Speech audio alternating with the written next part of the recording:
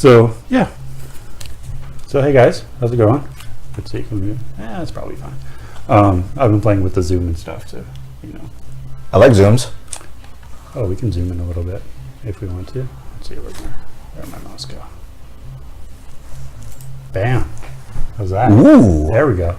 But this time I'm actually gonna minimize this because we got everything going, and then we'll look at the pretty drums. Wow. What is that? I have no idea. These are just a bunch of random images I pulled off the internet. But those are very, very pretty. Kind of reminds me a little bit of Derek Roddy's kit. I know that name. The Serpent's Rise. God, he's played for half the death metal bands in the world, and that's an over-exaggeration, but he's been on a lot of bands. He's got a very unique setup of snare drum, 3 rack toms, but it's biggest tom in the middle, followed by the second biggest tom here, and then the smallest tom here. I've seen people do that. So it's a really strange sort of setup. And he's got 2 over on this side and 1 over on this side with a side snare. Mm-hmm. So his drum kit's just enormous. Yeah. But that's very much so the finish that he's got with the black hardware. Yeah. And that's a DW, so I'm sure that kit alone is probably easily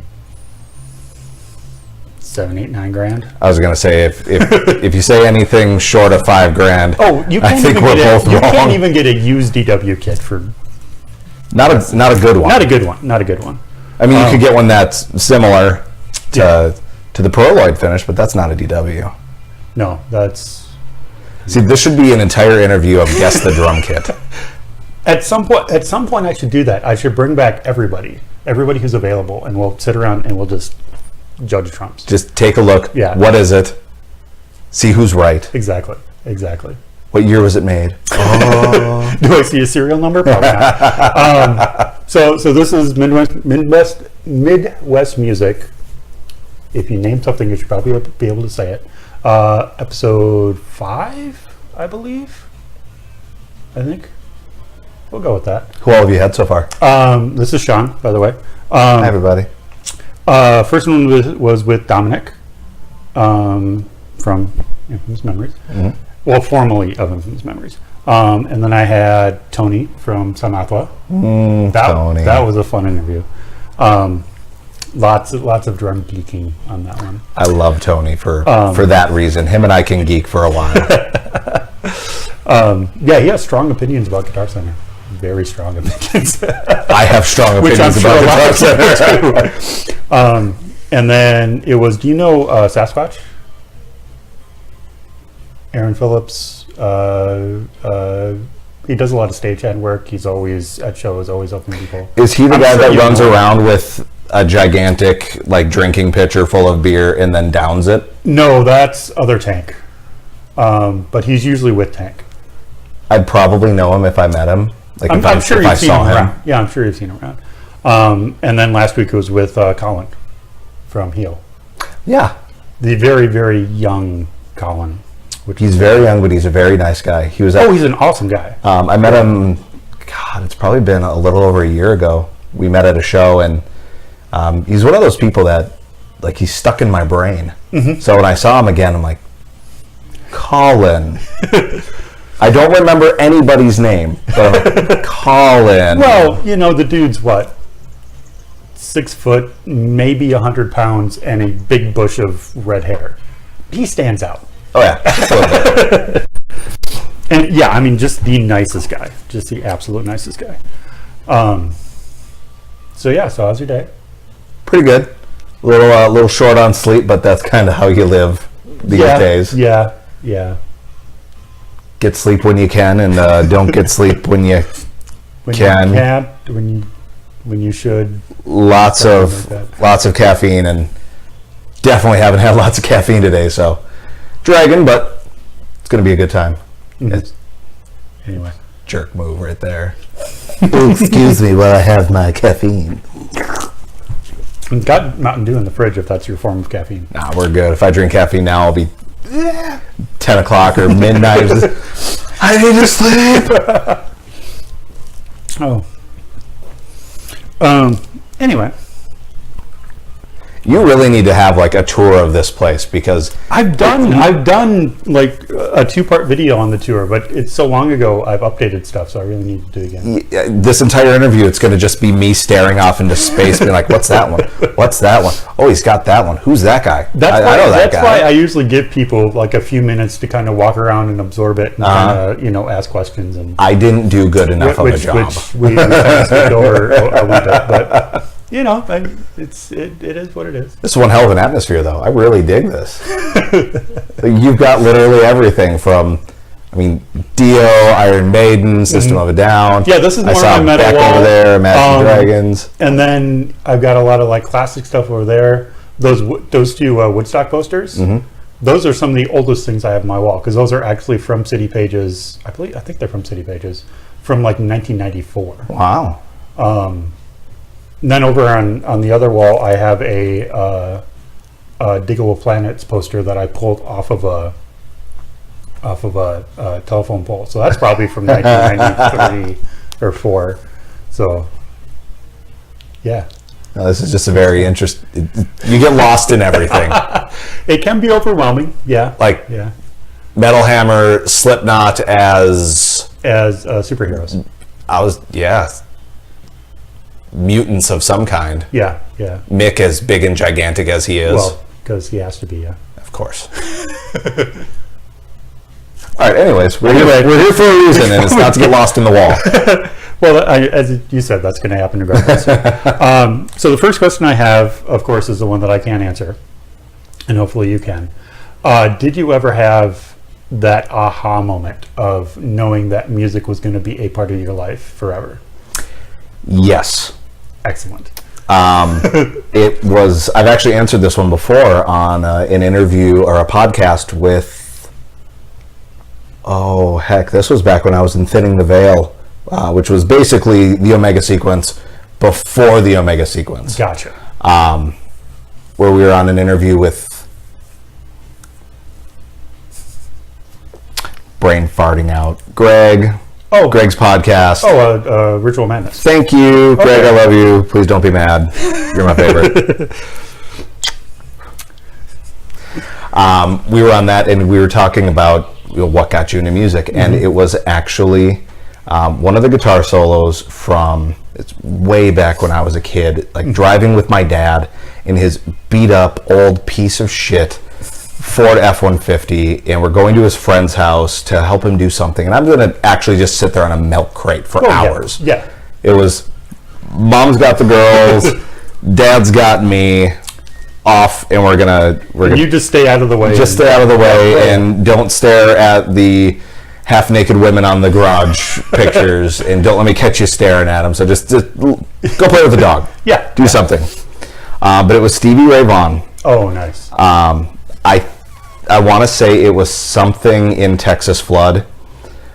Which is an awesome tune. But I can't pinpoint the exact song, but it was on the way to my dad's friend's house. And we're just listening to classic rock on the radio.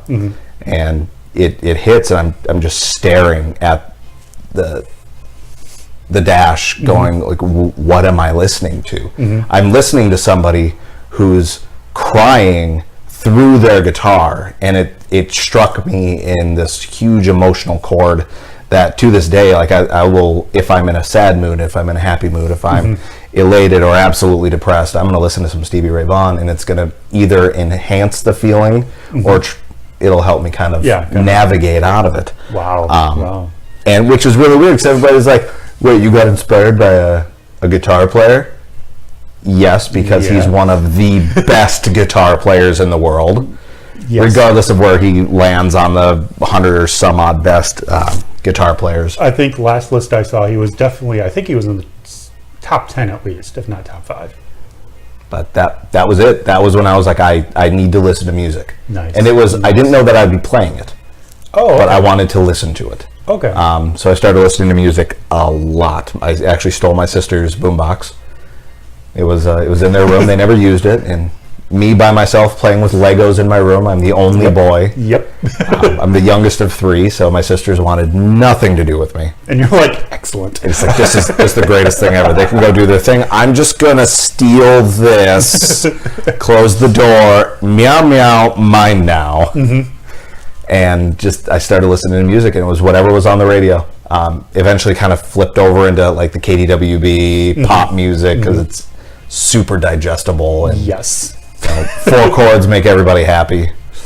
And then my oldest sister's boyfriend that she had for like 3 weeks pulled up in this Jeep that he had, this piece of shit that barely ran. Mm-hmm. And he opens up the door and out flows Slipknot's self-titled album.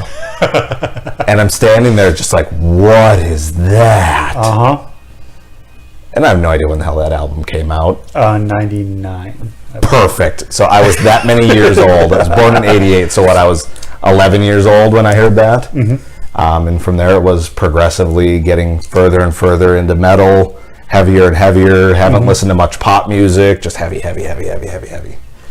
Nice. And it wasn't until I was 11th grade, early 11th grade in high school, when I met Aaron Caulfield, who's affectionately known by everybody as Frodo. Yeah. Big giant asshole. Love that guy. Big giant asshole.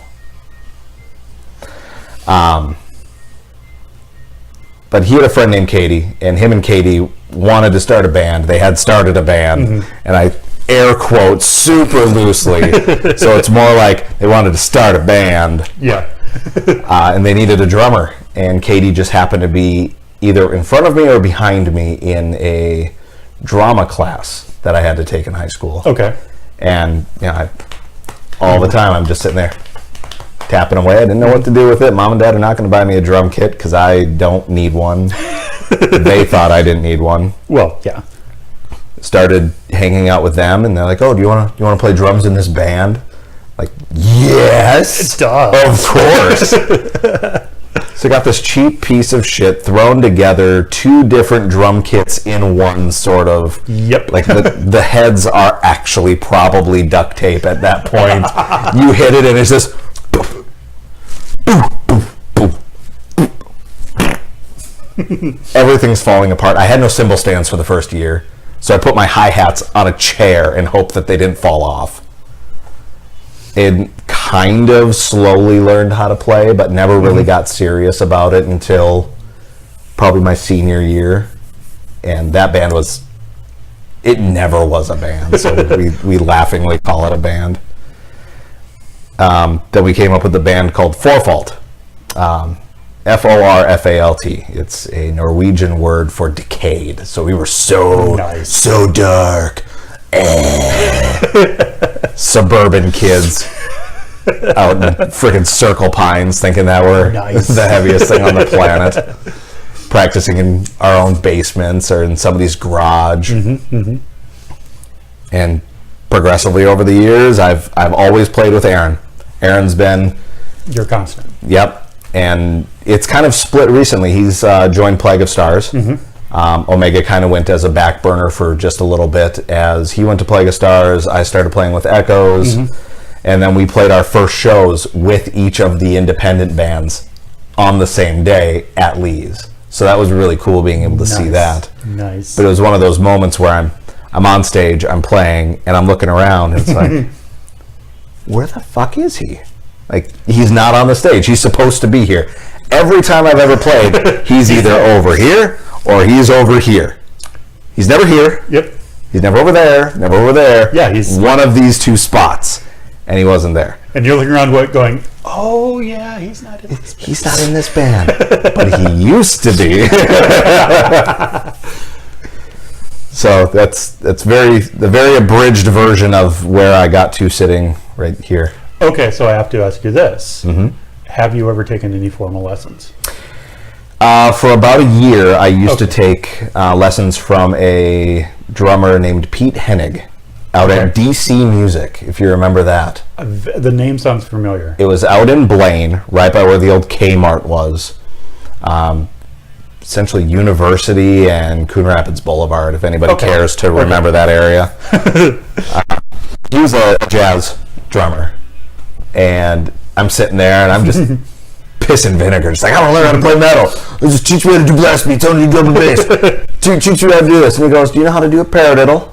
I'm like, is that part of a blast beat? It could be. And he looks at me and goes, oh shit, okay. No, one of you fuckers. And he realizes that I'm just this lost cause of a kid that wants to play metal, and so he teaches me what he can, which is not much. He's a phenomenal drummer, and I kick my own ass with my own foot for not paying attention more, because that man, he knew nothing but grace and articulation and the perfect way to dance around a click, to use it as a tool, but to allow yourself these waves of momentum that can ebb back and forth and create this awesome tension and release that happens in music. I'm actually friends with him on Facebook now, but he doesn't give lessons anymore as far as I know, and if I'm wrong, Pete, I would love to take lessons. Or just hang out and talk shop or something. That would be fabulous. You know, because... But I did that and didn't walk away with much, but when I was older, 25, 26, I started thinking back to that, and okay, I really need to actually get better at this. If I'm going to be playing in a band, I need to not walk off the stage going, man, did I fuck that up? That's usually a good way to go. Yeah, because that's pretty much what I did. Ran off stage and went, oof, I could have played a lot better. And everybody knows I could have played a lot better. Well, I mean, from someone who had lessons, went to music school, for God's sake, instead of real college, but had a shitload of natural talent, so I didn't really, again, like you, I kind of pissed away that year. I mean, I went and I hung out, and I guess I learned something, but mostly what I got out of my year at Music Tech was the connections that I made, because the next, 4 or 5 bands I was in was because of people I met there, et cetera, et cetera. But where was I going with this? Oh, but just watching you, I'm like, he has some training somewhere, because your technique is just a little bit too, not precise, but our playing styles are actually very similar, I think. Like, we're very relaxed, and there's not a lot of heavy hitting aggression. I don't know if when you started, that's probably how you breaking sticks left and right. Yeah. Breaking hi-hats, sending chunks into the wall from the bottom side of the hi-hat. I've broken a hi-hat. I've broken a shitload of crashes, but I've never broken a hi-hat. The day you break the bottom side of a hi-hat is the day you reconsider how you're playing the hi-hat. Let me tell you that. But just the fact that it's a lot of wrist, it's a lot of that. None of what I learned when I was younger about technique really flowed. I learned that by just kind of fucking up a lot. Yeah, you kind of learn from your mistakes. Yeah, and it's learning. I played so long doing this one thing, and now, man, these muscles in this arm really hurt. Okay, maybe I shouldn't do that anymore. Let's look into it. In my blasting, I took a long time learning how to blast and to blast the correct way. And a lot of people like to use the fingers for blasting, and I do a little bit, but you don't get as much power, and you can't get the stick quite up as high to get the next burst of speed that you need to continue on. I see a lot of drummers where, as they're ending a blast part, it's just tapping because they can't keep up the momentum. And if that's where they are, that's where they are. We all were at that spot at some point in time. So I'm not holier than thou or anything. It's just I've totally been there. And so I've mixed this technique where you look at my hand as I'm coming upwards from the stroke, and it's like my fingers are completely this way. Okay. Because on the downward part of the stroke, I'm pulling. Oh, okay. So it's kind of like a bastardized version of the Moeller technique, where I'm throwing the stick down, getting the rebound, and coming back up and throwing back down again and again. Okay, gotcha. But with that, I'm letting the stick actually pivot in my hand, which is why for a while I wore gloves. I still think I should wear gloves because I lose sticks way too much. You could walk up to me as I'm playing and just go, meh, mine. They just slide right out of my hand. Grip tape. grip tape and gloves. That's what I've been doing for the last 3 or 4 years. But you blow through a lot of gloves when you use grip tape, and it's that fucking spot right there that you get it. I always did one or the other. Like if I use gloves, no grip tape, no gloves. And right now I'm grip tape, no gloves. Right. For the most part. Yeah. But eventually, and I can talk about this later, but eventually my technique, I've never worked on technique. I mean, I probably say a lot of stuff that pisses off a lot of drummers because I don't know my rudiments. I never played the same drum part the same way twice. I don't work on my technique. All that shit. But people tell me I'm really good, so I'm like, okay. You know, a lot of the schooled drummers would probably be pissed off at a statement like that. But like I could give two everybody shits I've less. interviewed, like literally every drummer I've interviewed has been self-taught, which kind of amazes me. Like in the case of somebody like Tony, who is oh my god, so powerful and so technical. It's just like you've never taken a lesson. Fuck. The way he hits, the way he sits, the way he approaches everything. Yeah. I mean, his stroke doesn't end when he hits something. He goes through it, yeah. Which is, it's awesome. Yeah. I love watching Tony play because it's and his arms are so fucking long. It'd be like, hey Tony, I forgot something at the other end of this 12-foot table. Can you just stretch Armstrong for me? Yeah, and Tony, I love you too. Please don't be mad that I think you're tall and gangly and gorgeous. And when we were talking, he was talking about it because he's like, you know, he has his kit spread out because he likes a lot of room, and I'm like, because he has the arms to do it, and I probably have the arms to do it too. But I like stuff close. I don't like to play like that. I like to play like that. Yep, I like to conserve my energy. Yeah. Yep. I've looked at your drum setup, the things that you've posted online, videos of you playing, and I'm like, I could play that. Yeah. That looks comfortable. Yeah, I could totally play your kit too. It looks very comfortable. Yeah, and it's all about conserving energy. Yeah. Neither of my bands am I going to ever consider them extreme metal by any means because we are so far away from being extreme. No, I mean Echoes is closer, but even then it's not even close. But I don't want to get to the end of the set and feel like I have wasted all of my energy doing useless movements. Every movement has a reason. If I don't move for something, I don't go for a crash, I don't do a fill, it's on purpose. I've actually rewritten a lot of the Echo stuff to suit my playing versus what Jordan, their former drummer, was doing, just because it wasn't as efficient as I wanted it to be. Right. I felt like I was going over here too much when I was over here. I added a second hi-hat over onto this side just so I could kind of fill that gap a little bit. But for me, it's all about efficiency. It's coming out having spent the least amount of energy so that I'm not completely wasted for tear down or the drive home or dropping stuff off. Yeah, unpacking the car. Yeah, which sucks. If you're in a band and you don't help your drummer, you're an ass. Well, all drummers know this, that the time on stage is the only time that counts. Everything else about being in a band pretty much sucks. Yeah. I mean, I never thought about that before. You all suck, my bandmates. In the last year or so, no, we love you all. In the last year or so, I've really come to realize that, especially, and I don't know. I mean, with a band bands like yours, it's different. But if you're in like a cover band, you're playing 3 hours a night. You have to get there by a certain time to set up and and everything, and then you're waiting around for like 2 hours. Hurry up and wait. That's a fabulous drum kit. Yeah. It's some sort of Vestalite stripy one. I've got it. One of the other pictures I have is there's a blue Vestalite over there, but it's the Vestalite. What is it called? The Tequila Sunrise. Okay. And it's like the 8. It's cool. It should be coming up here. Sorry, shiny objects. Yeah, you can't see all the pretty drums we're looking at, so boo on you. But yeah, pretty much, I like being on stage. I like practicing sometimes, depending on the band. But yeah, pretty much everything else about being in a band sucks. I hate tearing down. I don't like setting up. I don't like the hauling. I don't like the waiting. It all pretty much sucks. Yep. My least favorite is, now that I'm in 2 bands, I have experienced this more than I want to, and it's not even that many times, so I really shouldn't bitch.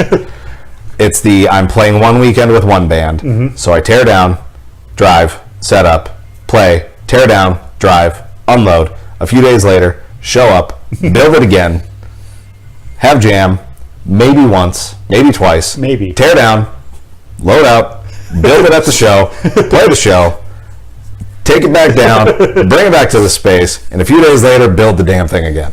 That is a pain in the pretty ass. much becomes your life, yeah. It's so damn time consuming. I'm very thankful that there are people in both bands that will help me move my stuff, because it is a lot of stuff, and I don't feel like my kit is that big. It's not. It's just the nature that's how big that shit really is. Yeah, I mean, drums, even if you have a small 4-piece kit with a hi-hat, ride, and crash, that's still a lot of shit. Oh, yeah. It still takes up room. Like Mitch Tierney from Wolfmask, and Yeah. Mitch, I might have just butchered your last name. We're sorry. We're not good with last. Wolfmask in My Zero, he's got one up, one down, kick, snare, crash, China, hi-hat, ride. Yeah. And I look at him bringing his stuff, and it's like, man, I'd hate to do that. Oh wait, I have more stuff than him. But that still sucks. Comparatively, because you only have what, a 6-piece kit? 2 up, 2 down, kick, snare. Yeah. 2 crashes, 2 chinas. 2 crashes, 2 trinas, 2 hi-hats, 2 depending on the hi-hats, band. depending. 1 ride, splash. Compared to, like, I don't know, Tom from Hex Vortices.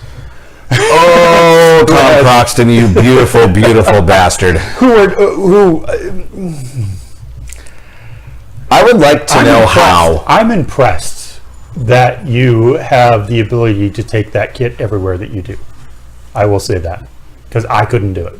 What is it? 1, 2, 3, 4, 5. Either 5 or 6 rack toms. There may even be a 7th. It's at least 6, maybe 7. 2 floors, 2 floors, 2 snare, or 2 kicks, 2 snare. kicks, snare, 1 hi-hat, 1 ride, China. 2 or 3 crashes. Oh, at least 3, if not 4. I had to borrow him one because he had busted one during practice right before they were going to play at Hook and Ladder with Echoes. Before I joined Echoes. That was the Zero Budget Showcase. Yeah, that's the one that Will was playing with Echoes on. Oh, okay. And I didn't know Will then. I was at that show and I didn't know Will at the time. I just kind of become friends with Andrew. Muffin? With Muffin, yeah. Muffin. I had just kind of became friends with him. So I was talking to him a little bit. He's a ravenous bastard. Yeah. So a lot of my affection comes with, you're an asshole, I love you. Or, I love you, you're an asshole. Yeah, You got to live in the yin and the yang. Gotta have balance. There has to be balance in everything. Yeah. I like it.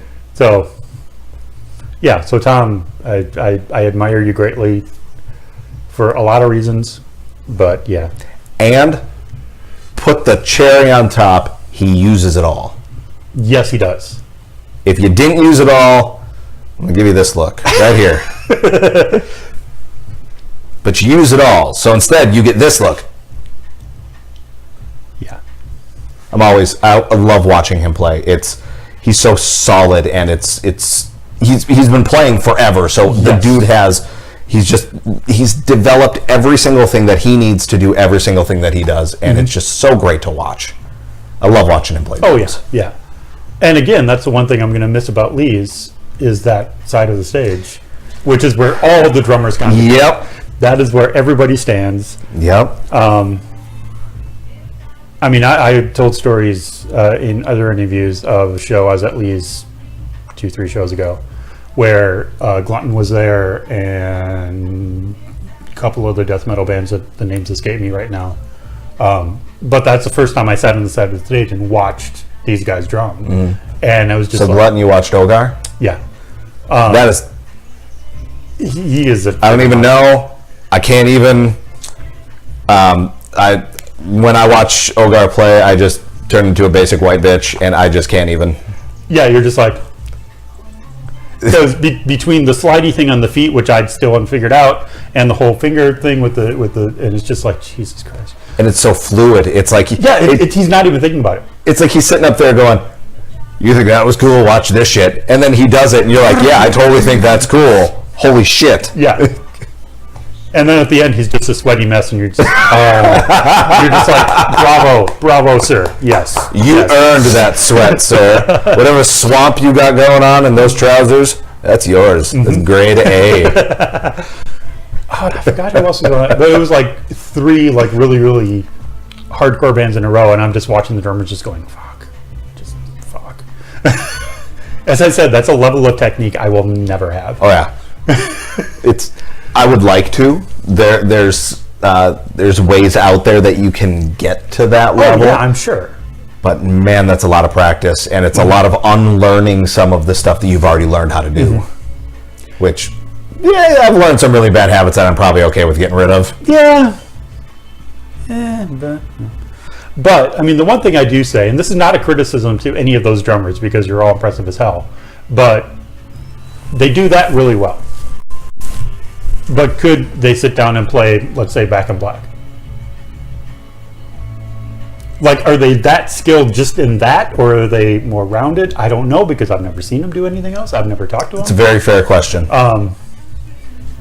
You know. Have you ever seen the guy on YouTube, Samus666? I'm sure I don't know him by name, but I'm sure I have. He does metal covers of non-metal songs. He'll take the regular track and then just play metal drums over it. Okay. He's got this whole studio set up in his basement, so he just dubs himself right over the top of it. He'll take a song and just put blasting behind it. Like the entire song is just blasting, and it's awesome. He played a Metallica song with dildos. Oh, that guy. Okay. Okay. I've seen that video. We know him from the dildo video. Playing Enter Sandman with dildos, which was impressive, yet really, really fucking disturbing. Yes. Like, it's like, that's cool, but it's so fucking wrong. Do I want to watch this to the end? Is he going to give himself a happy ending? I don't know. I don't think so. YouTube wouldn't allow that, but you know. He does a lot of stuff that way. And, okay. But he's also the type of drummer where you know, based off of watching some of his practice workouts, that he can do it, but he leans himself more in one direction. Which he could probably do a One Direction cover really well. I'm sure he could. Saying. Yeah, so that's always been my question for like the extreme guys. It's kind of like, that's impressive. You can do that. I can't do that. That's really cool. But can you play Back in Black? Can you play, you know... Sorry, I've had enough of this stuff in my pocket on my wrist. Please. Can you play, I don't know, 25 or 64 by Chicago? I love Chicago. One of my favorite guitar solos of all time is in that song. It's just fucking cool. With Chicago's the band that I want as the soundtrack to my life. Not as like I'm going to listen to it every day, but like that's the cadence that I want to live in. It's just upbeat, really fun, really groovy, kind of the embodiment of their time with the music that was being played. That's another band that my dad got me into. Oh, I love it. Yeah. So damn good. Nostalgia. Yeah. All the nostalgia. As we go down that train, the first thing I ever heard by Chicago was one of their sappy 80s ballads. Like, see, I You're even the like Inspiration or something, and I'm like, they're okay. But then I heard, I think it was 25 or 64, and I'm like, it's the same band? Fuck. It's kind of like listening to them is like listening to any band that is truly trying to make it, where they're trying all of these different avenues to find which way they're going to A, make the most money, and B, be able to support themselves by making the most money. Well, have you seen the Chicago documentary that's on like Netflix? I think it's on Netflix. You ask me that tomorrow, and I'll say yes. Watch that. Because I'm going to watch it when I get home. Excellent documentary. And yeah, they're a very interesting band. Yeah. Actually, no, come to think of it, I think I might have watched it with my dad. Well, there you go.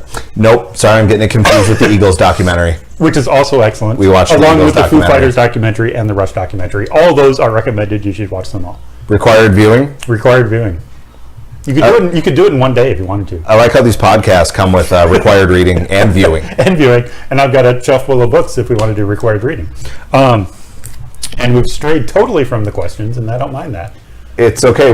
We are inhabiting Jay and Silent Bob and doing whatever the fuck we want. Exactly. I've sworn like a million times on this. We're cool with that? Oh, as long as YouTube doesn't say anything, I don't. Sweet. And I've seen way. I mean, the stuff that Kevin Smith. If you've seen any of his spoken word stuff, Filthy mouth. oh, he swears so much you don't notice it after a point. It just becomes part of his language. Some people can get away with that being their vernacular, and that's great. If you've never seen any of the Evening with Kevin Smith I have specials, I don't. I have the first one, which is probably the best one, and I loaned it to my supervisor because he'd never seen it. But yeah, you should definitely check it out. There's a very good Prince story in there because he worked with Prince That's right, he did. temporarily to shoot a documentary that went all kinds of awry. But that's One can only imagine that that's exactly what would happen when you work with Prince. Well, yeah. I mean, the greatest quote from that is, he was talking to Prince's manager. I think it was his manager, and saying like, he's like complaining about something, and the manager was just like, "No, you don't understand. This is Prince. He lives in Prince world.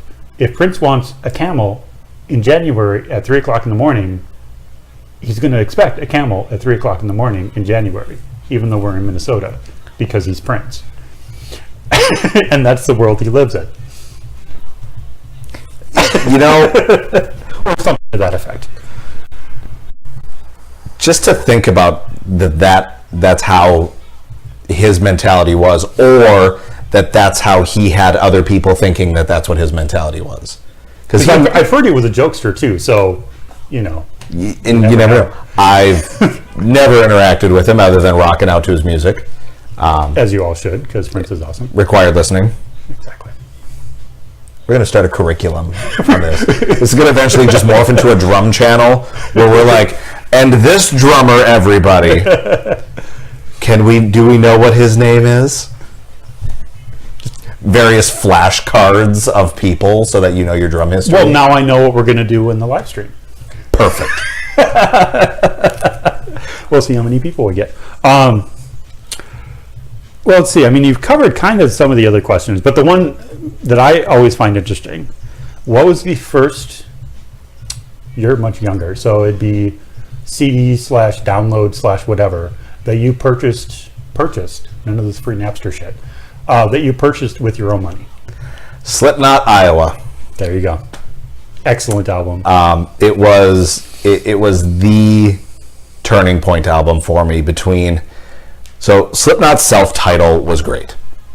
I liked it. Mm-hmm.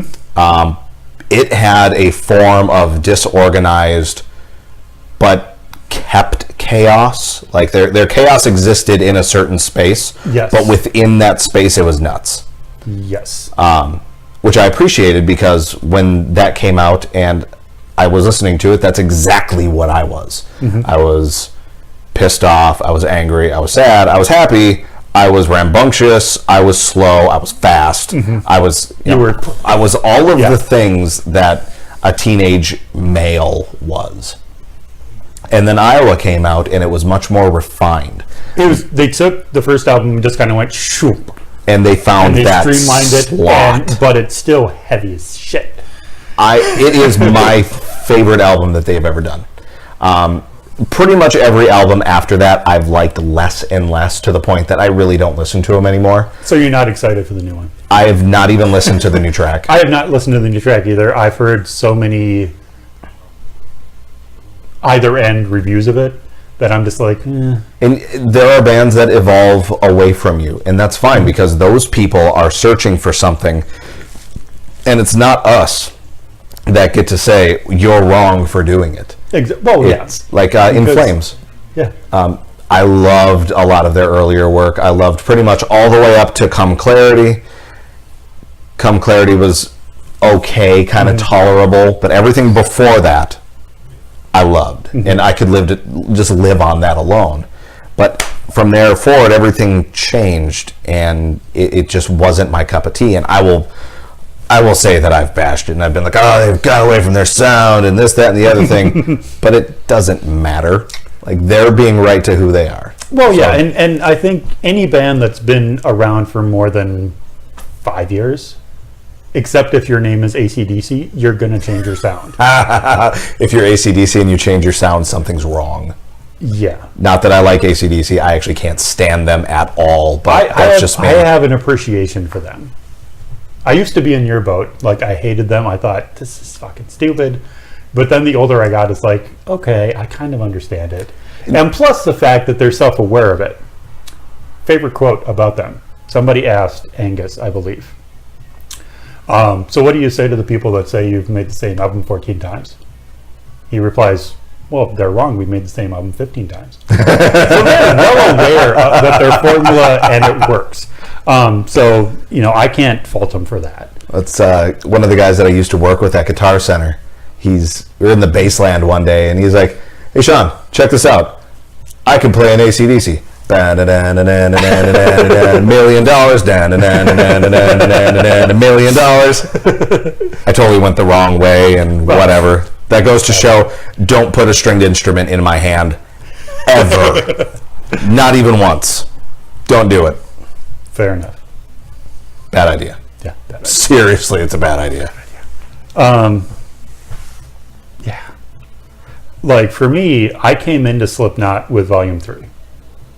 Okay. Like, I was really kind of late to the game. I think I'd seen some advertising for the first album, and honestly, the mask did kind of freak me out. Mm-hmm. I mean, that was 99, so I was, 24? 25. So, the mask did kind of freak me out a little bit. I wasn't like, ooh, I was kind of like, I don't know. And I didn't hear anything off of it. And I missed Iowa completely. But then me and my ex were watching probably VH1 Classic or something, and they played the video for Fingers in the Eyes, Duality. And she kind of said, oh, this is kind of good. And she's more of your like replacements type jangly pop / Ozzy Osbourne kind of person. Sure. So I'm like, oh, if she's saying it. And I was kind of digging too. And I'm like, okay, I have to look at these guys. And I eventually did get the back catalog. But I think Volume 3 is probably still my favorite album of theirs. Iowa probably being a close second. Yeah, Volume 3, it's got some good songs. It definitely shows their versatility as a band. Yes. That they can step out of what they're normally used to doing and shake it up a bit, create a different sound, but still have it be Slipknot. Yeah, it's not, obviously not chaotic as the first. It's not as just fucking guttural as Iowa.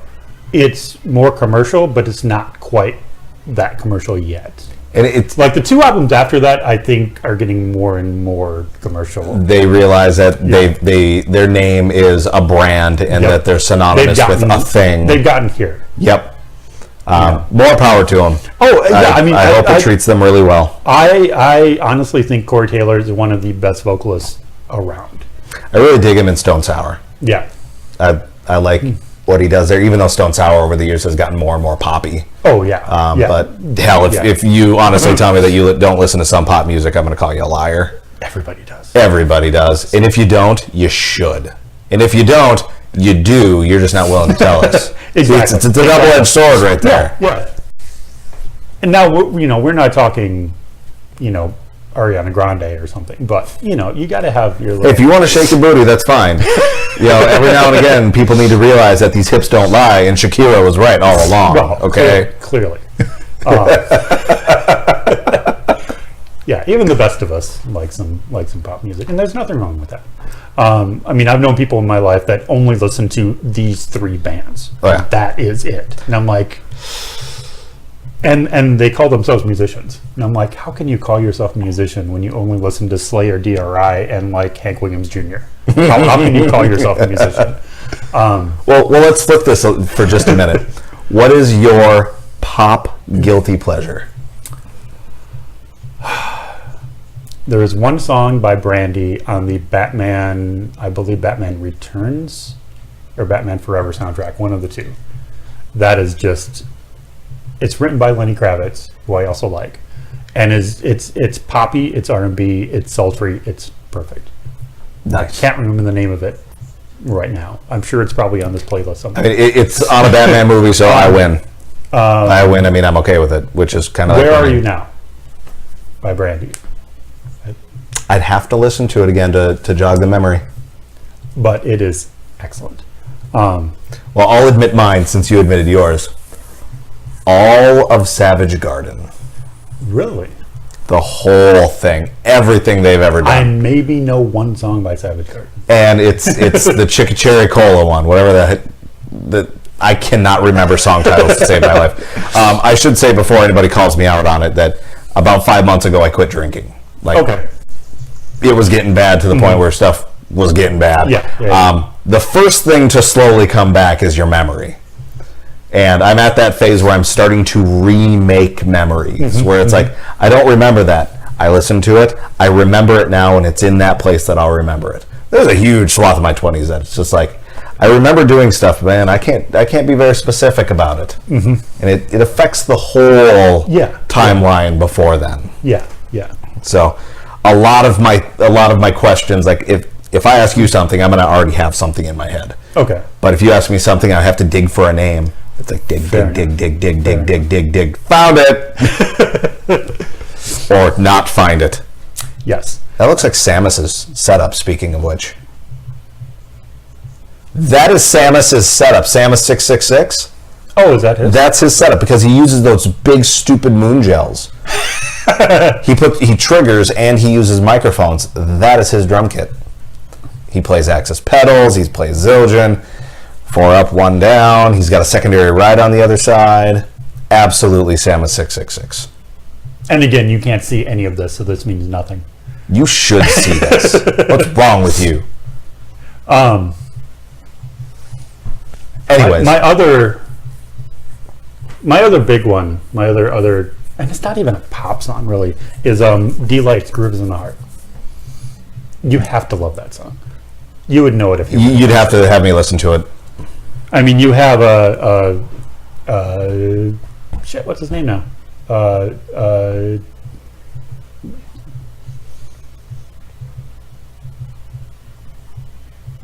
my god. That's bad. Tribe Called Quest. The main guy in Tribe Called Quest. But he does a rap breakdown in the middle, which is really cool. Okay. Though if you go like on the single version that you can buy like on iTunes, they cut that out. And I have the original album version. Sons of bitches. I know. Okay, so we'll just continue on, and we'll talk about all that stuff later. Sure. What was the first concert you attended? Dope. Nice. Dope in the Ascot room above the Quest. And I didn't wear earplugs. And I thought that it would be a great idea if you are a speaker, one of the walls of speakers, that I'm going to be right here, arm on the speaker watching Dope play, because that was the best spot to watch the drummer.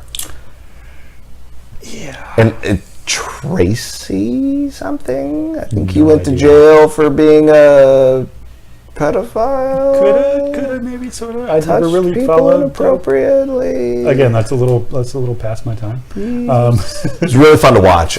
Tons of stick tricks. Yeah. But it was one of those. I'm hanging out with Aaron and our friend Katie, and they're like, "Well, we're gonna go to the show. Do you want to go with?" Well, I don't know. I gotta ask my parents if they're gonna let me go. Mom, can I go to this show tonight? Yeah. Katie's mom's gonna be there. Yeah, they're I could go. Guys, I could go. Thanks, Mom. Click. And true to my word, Katie's mom was there. My first several shows, it was me, Aaron, Katie, and Katie's mom. And Katie's mom at the time was probably, I'm going to say, mid-50s. If she was 5 feet tall, I'm being generous. Wow. She was a nurse and just this wonderful, wonderful soul. But she loved metal and she loved going to shows. Awesome. My second concert was when Slipknot played at Roy Wilkins with Chimera, Fear Factory, and I want to say 40 Below Summer was the opening band. Okay. It was incredible, and we are front row. Barrier is right in front of me, just like this, and I have Katie's mom right in front of me, and I am preventing people from squishing her to the point where I'm pretty sure I dislocated a rib by going around her and like this way. I'm up against the. Yeah. I was much less soft in that point of my life. I think I could have done a better job now, but she didn't get squished. Nice. But that was my second concert. Wow. So I go from Dope at the Ascot Room to Slipknot at Roy Wilkins.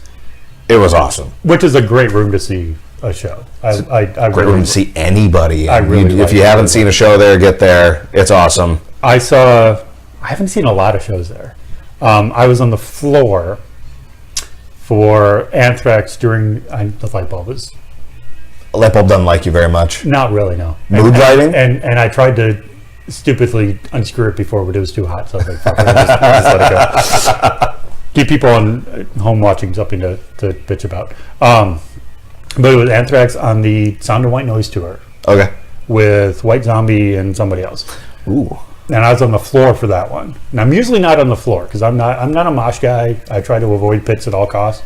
But I was on the floor for that one. That was pretty fun. But then a couple years before, I saw Megadeth and Suicidal Tendencies there. Megadeth was on the Countdown Extinction tour, and I was very, very back row, back up against the wall, and still could see everything. There's not a bad seat in that joint. No, I've only been there for one show, and it was at the very front, so I don't know what any of the rest of the place is like. It could be the worst venue in the world, and I'm telling people, get your ass there. It's awesome. No, it's pretty. So between you and me, we have a very good review of the place. Yes. 4 thumbs. Four thumbs up. Yeah. They should have more shows there. I don't see a lot of shows advertised there anymore. I don't either. Of course, I don't really pay attention that much. A lot of big shows I don't really go to anymore. I haven't gone to see a national last stadium show I saw. Oh, I see which one it is now. Was probably 2010. I saw 2 shows. I saw Tool. Finally saw Tool for the first time. And that was at XL. And I think they were both at XL, actually. No, the other one was at Roy Wilkins again. And that was Megadeth and Slayer and Testament. And Megadeth was doing the 20th anniversary of Rust in Peace, which was one of the best sets I've ever seen in my life. Game on. Because that's an awesome album anyway, and everybody knows that that's the best Megadeth album. Come on. And they stole my favorite drummer, so I'm a little upset. Who did they steal? Dirk Verburen. Oh, yeah. He used to be in Soilwork. Gotcha. He's one of my favorites. Well, they couldn't keep Chris Adler forever because Lamb of God. I mean, they could have kept Chris Adler forever and left Dirk alone. I would have preferred that. I mean, nothing against Dirk. I don't know his work, but I am a huge Chris Adler fan. Dude is a freaking monster. He's definitely influenced a lot of people's drumming. Yes. Especially, I started listening to them when I was late high school when all of that brand of metal from the East Coast really started to come out. Mm-hmm. And I was listening to Shadows Fall and Killswitch Engage, Lamb of God, Trivium. Mm-hmm.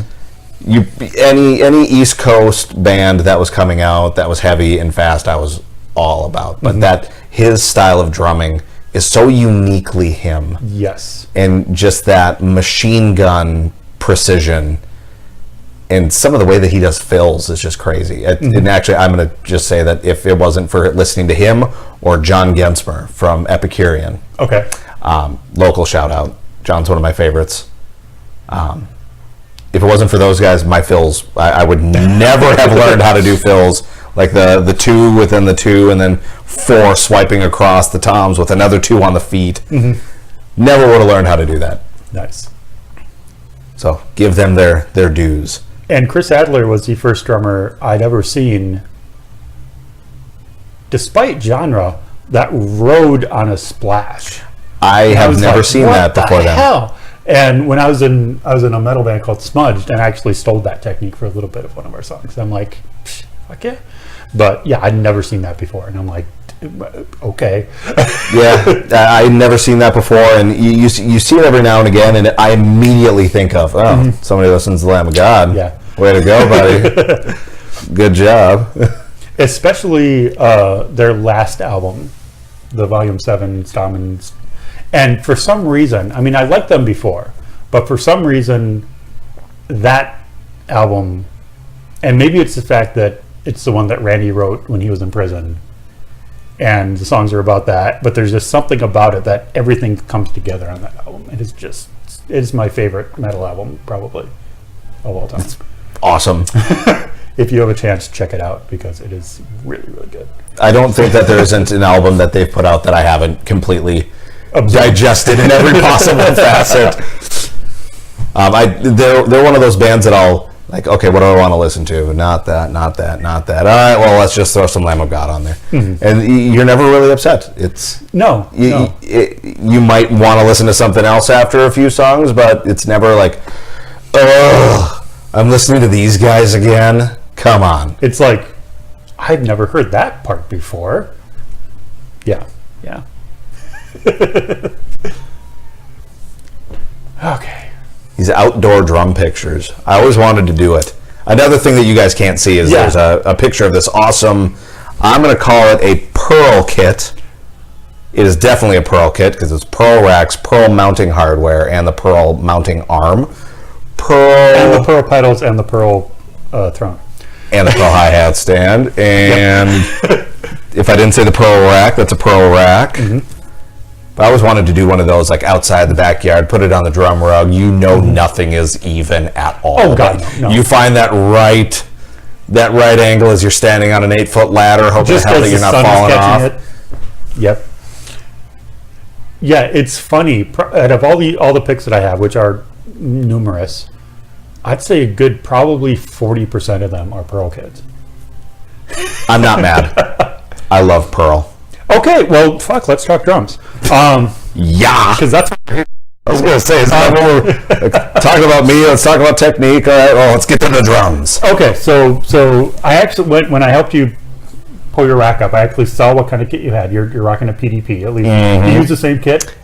Kit for both bands? Yep. I swap out the front bass drum head depending on which band I'm with. Okay. Yep. So Omega, actually, I went out and purchased an actual bass drum head with our custom logo art on there from the album, and what you haven't seen is freaking awesome.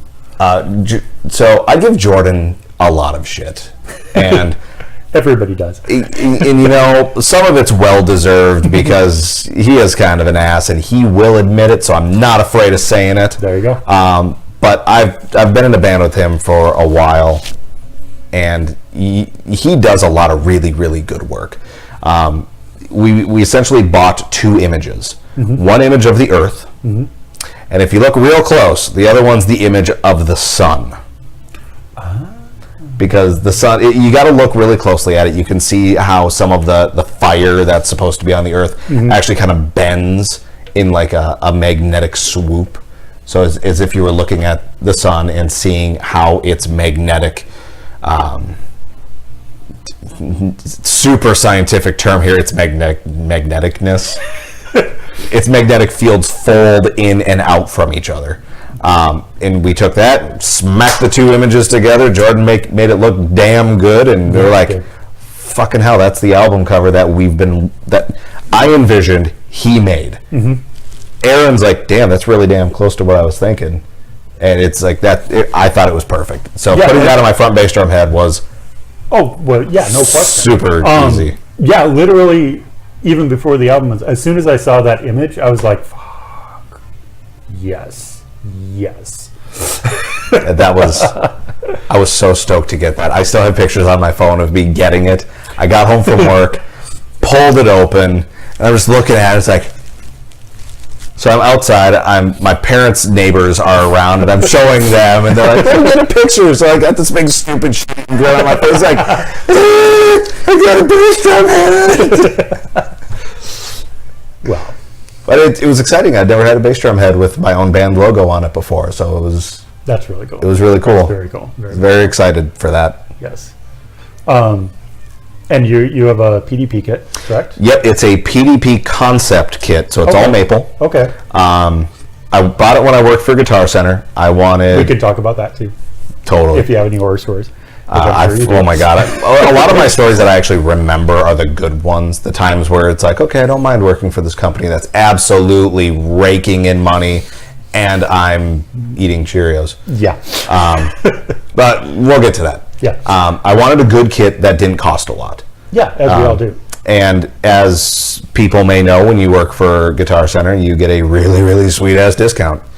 So it was $1,000 kit that I got for like $550. Nice. I hate PDP and DW rack, like tom systems. How they wrap around, how they hold, how they mount.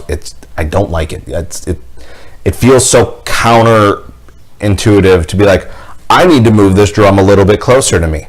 Grab the whole rack and slide it forward. Instead of, oh, here's this neat little OptiMount system. So, I need to move this towards me. Perfect. So, I replaced all of the rack tom mounts with Pearl OptiMounts. Just because that's what I'd always used, and I never want to go away from them. If I ever order a custom DW or something, I'm going to completely bastardize it with a set of OptiMounts. That's just how it's going to be.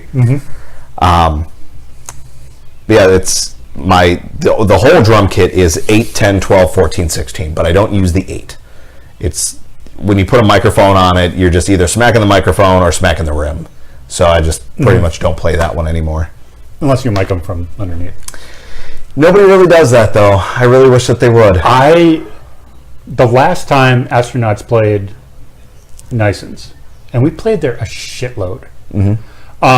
It's always mic from the top, and then I guess I set up something a little bit different, and the mic and the cord and the cymbal crash was going to run into it. Sorry, I need to put this on mute. One of the somebodies is talking a lot. Both bands. Oh yeah.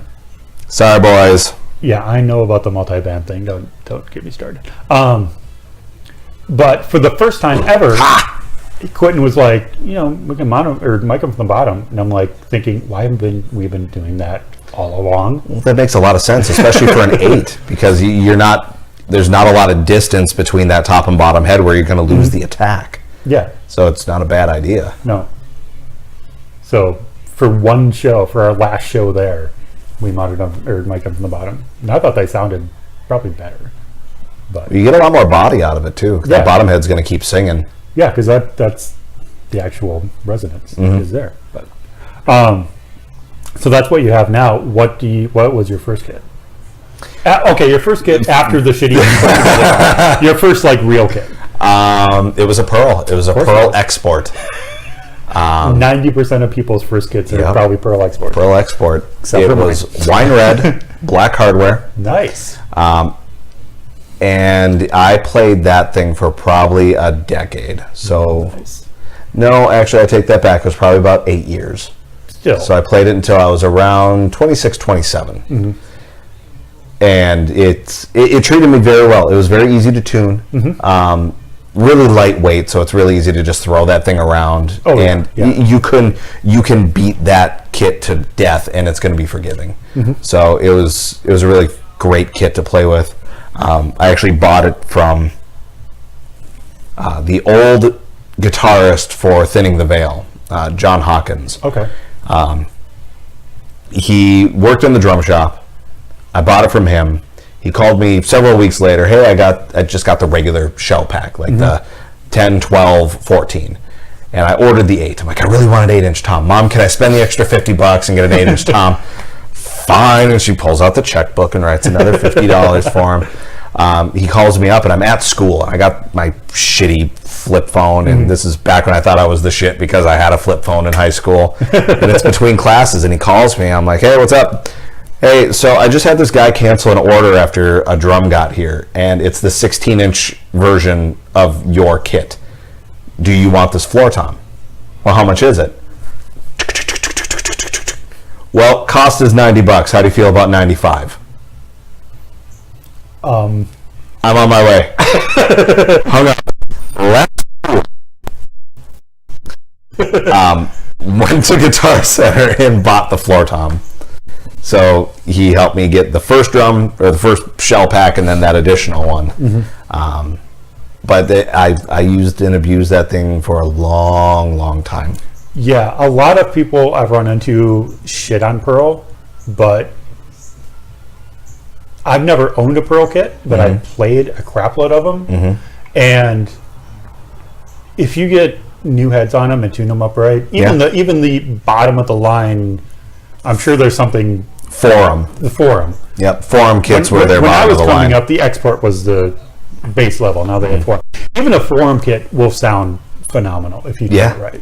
I mean, there's nothing wrong with those shells. There's nothing wrong with the hardware. It's all no. Hardware is good for what you pay for. The shells are good for what you pay for. It's basswood. I mean, it's a very soft version. It's almost like mahogany, but it has none of the thunderous tones. But it's that coarse, soft wood that you really can't do it wrong unless you have no idea what you're doing. And if you have no idea what you're doing, there's a million different people out there on YouTube that can teach you. I'm always willing to throw my knowledge of tuning and all that at anybody. So if anybody wants to reach out to me, you are welcome to. I've got no problem meeting at practice spaces, showing you what I know. Or if you want to teach me something, please. I'm always eager to learn. Yeah, because I saw you helped out Kirsten before she. Oh, that was just an honor to get to touch that drum kit. That is a very pretty kit. That was it, and I've gotten to play a few of them. And anytime somebody says, "Hey, do you want to come play my DW acrylics?" Yes. Before you're done asking me, yes, I will go ahead and do it. Knock, knock, knock. I know what drum kit you play. If you say, "Do you want to?" the answer is yes, and I don't care what the rest of the question is. Do you want to go do drugs? Oh shit. Sure. Can I play your kit first? Can I play your drum kit first? Or after, depending on the drugs, Yeah, sure, why not? But yeah, that kit was so fun to play with, and she's such a fun and bubbly young woman that it's awesome to see. I hope to get her on this couch too, because I think she would just be a blast to talk to. She is. The little bit I talked to her, I adore that woman. Yeah, she's just awesome. And we need, in every way, shape, and form that we can, to support more and more women getting into metal. Oh, absolutely. Absolutely. It's not just a dudes category. Oh, no. Not in any way. It never has been. Unfortunately, it's just overly saturated with a whole bunch of dudes. Yeah. And it's not just the whole get women into metal because we don't have any women. It's that you shouldn't feel that you can't be a part of it just because it's male dominated. And just because I know there's a shitload of women out there who are metal fans. And probably have either the hidden talent or the ability to learn instruments and play, and Yeah. And I just want to make sure that I'm not pushing it in the wrong direction, because I say it wholeheartedly, remembering standing in front of the stage at this year's Medis when Best Female Musician went to Liz from Portraits of War, and she's like, "Yay, I'm a girl in metal," and I'm like, "Oh shit!" It's like, yeah, man, that's what that turned into, and just that moment of her being like, "I don't even care." Like, yeah, yay, I'm a woman. Congratulations, I play in a metal band. Yeah, I mean, which you play in a metal band like a fucking rock star. If you see this, goddamn. Yeah, I've only seen them once, I think. But yeah, she throws down harder than anybody that I've ever seen. Like, how you haven't just decapitated yourself by headbanging so hard behind your rig, I don't know. But man, is it fun to watch. Yeah, and then 3 weeks ago, whenever it was, up in St. Cloud for Granite City, first time I ever saw Plague of Stars. Fuck. Melissa is amazing. Melissa is fucking kick-ass. Yes. She's one of my favorite people, if only for the fact that, like, I'll see her and just be like, Melissa! She turns and is like, oh, hi, Sean. like that, oh, hi, Mark moment. It's, without stereotyping her, she's metal mom. Yeah. Like, like, Will is our lovable metal uncle or dad that we love to love and hate. She's the metal mom. because she'll do whatever the fuck she wants, and if you don't like it, that's on you. That's not on her. It doesn't matter if you like it. No, she's going to have a great problem. time, and we need a lot more of that. Yeah. Melissa, keep going. I think when I was live streaming with Dom, it was either Dom or Tony. Cole, Cole from the other radios. She came on, and I think she asked the question of something to the effect of, if you had, like a free pass, but they need female in the scene, who would it be? And I was having a hard time coming up with anybody besides her, Milena from Infamous Memories. Those are the only two I thought of at the time. I didn't know Melissa. But then you have Jace. You I don't even know who else. I mean they're far and few between. But if we're struggling to think of your name, it's not because we don't like you and don't appreciate you. It's just because I probably have never met you and I don't know you. That I think you said it far better than I could have without shoving my foot in my mouth. I mean, Jace, I know, but I've never met. But I'm friends with her on Facebook, and I think if we met, we'd get along really well. I think we have similarities. Actually, Cole introduced herself to me twice. We played with them once, and she came up and did the whole like, "Oh my god, that was awesome! It's fun watching you guys play." It's like, "Oh, thanks, this is awesome." I watch Iridius, and I'm like, "What the hell is this? Holy crap, this is so cool!" His reaction to Iridius, and I'm. If you talk to Phil, it's a different story because he's kind of happy they're done. Yeah, but I'm kind of sad they're done because they were so fucking unique. Yep, and every band is going to have their internal struggles and their internal drama, which is understandable. I mean, that's just what being in a band is. And for those young kids starting out, that's what being in a band is. Yeah, it's internal struggles and a lot of fucking sitting around. Yep. Phil and I talk all the time. Phil is awesome. I really like Phil. He's a good guy. Yeah. So they were representing Iridius at the first Medis, second Medis. Are we on the third one now? The third one is the one that just happened. Okay, so we played, the Omega Sequence played the second one. Because that's the first place I ever saw Omega Sequence. Well, fancy that. And picked up the little handmade demo that you guys had. You guys saw us at our spiffiest, where we were all dressed up. Yeah, because I was talking to you how you did the show wearing a suit. That's right. Yeah. So we're going to go back to that memory thing just a minute ago. I was...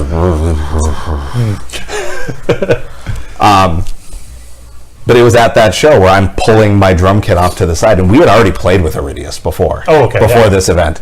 And she'd come up and introduce herself. We had our conversation, and it's like, "Hi, I'm socially awkward around people that I don't know, but really outgoing still. Yay, fun!" And she comes up and she's like, "That was awesome.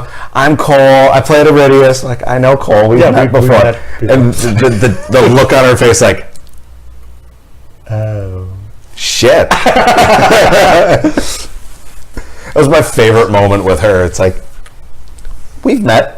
It's nice to meet you twice, though. Yeah. No, she is just a sweetheart. One of the nicest people I've ever met. I would agree. Yeah. Yeah, my first time seeing Iridius was at the Caboose when they were opening up for Mushroom Head. I think we played with them at the Caboose, but not for that show. I think that was where I met her the first time was... oh, hell, who did we play for?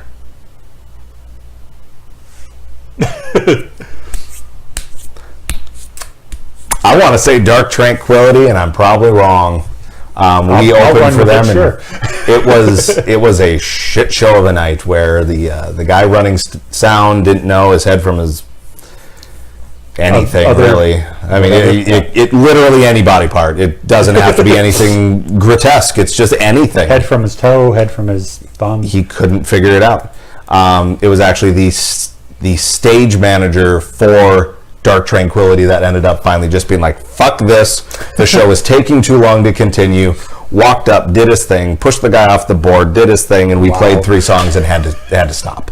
Wow. So a 6-song set was turned into 3 songs, and it was one of the few times that one of my drumming idols was in the crowd that I got to play for, and that's John Gensper.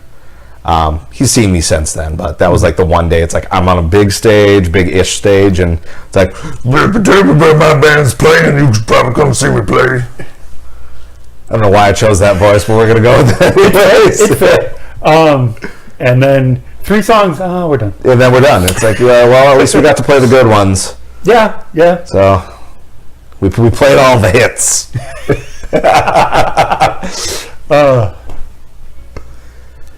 But yeah, so, and it was funny because it was my stepson's birthday, and I found out at the show about a week before, and I was like, "Hey, want to go see Mushroom Head on your birthday?" And he's like, "Sure," because he used to be into him, and it's been forever since we went to a show together, and so we went there, and Jesse Gitmo, drummer. Used to be in Down to Furno, was in Living Through Ghosts for a while. Yep. And might still be back in Living Through Ghosts. I'm not sure. I don't think that's how you pronounce his last name, but I'm also have no idea not how certain. to pronounce his last name. But I know he's an awesome dude. He's a good drummer. He's a mailman. That's what he does for his day job. Delivering the packages.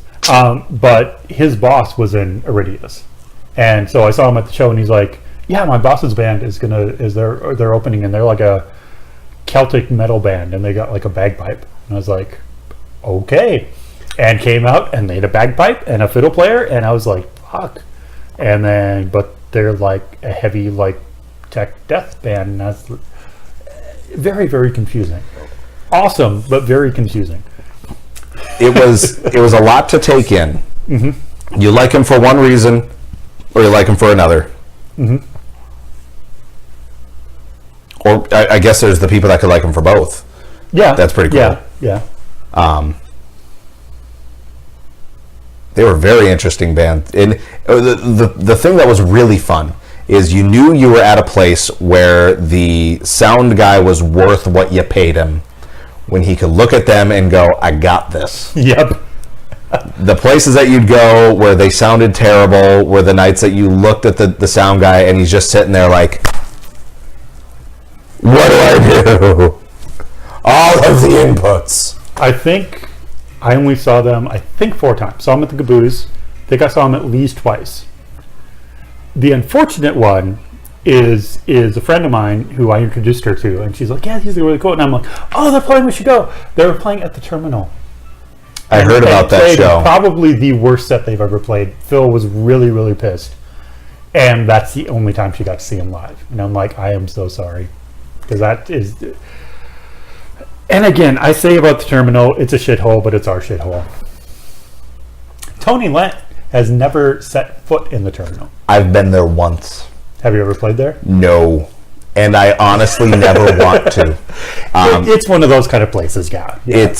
So I used to do a lot of drum teching in my early 20s. Okay. I would drum tech for anybody. Mm-hmm. You want a drum tech? Just get me into the show. Yeah. I don't want anything. You don't need to give me anything. Just let me be part of what you're doing. Mm-hmm. And essentially I was using it as a learning and networking experience. Yeah. So I drum tech for John Gensmer when he was an Epicurean. I drum teched for Jen Dean when she was playing with a band. She played with Autonomy and Harsh Reality. Okay. And it was a Harsh Reality show that I went and saw, and she had that magnificent purple Ellis drum kit of hers. Mm-hmm. 3 rack toms, 3 floor toms, 2 snare drums, 2 kicks. Drummer perspective here. Hi-hat back here that was operated by a pedal system. Jesus. Over here. Crash, China, ride, splash, mini China. Jesus. And man, you know what? I'm probably missing something because that doesn't feel quite enough talking when I'm describing her kit. It was ungodly to move around, and it was a bitch, and it was just so stupid, and I loved every minute of it. Stands or rack? It was on a rack. Because it would have to. It would have to. There was no way that many stands on that kit. Not that many pieces of metal for all that brass. But she's another person that she played it all. Every single thing got used. I've never seen her play live, but I've seen videos of her, and I'm like, fuck. Her videos are nothing. Like seeing her play. I'm sure. Because it's similar to watching, like, I've never been able to see Buddy Rich play because he's most of us haven't dead. Because he died in like 1980 something. Yeah, so none of us have. Yeah. But it would be as if watching Buddy play, where the videos will only show you so much. You need to be there to see the expression, the look, the glances at other players that are on the stage, the way that she holds her drumsticks in the most relaxed, professional, these are an extension of my body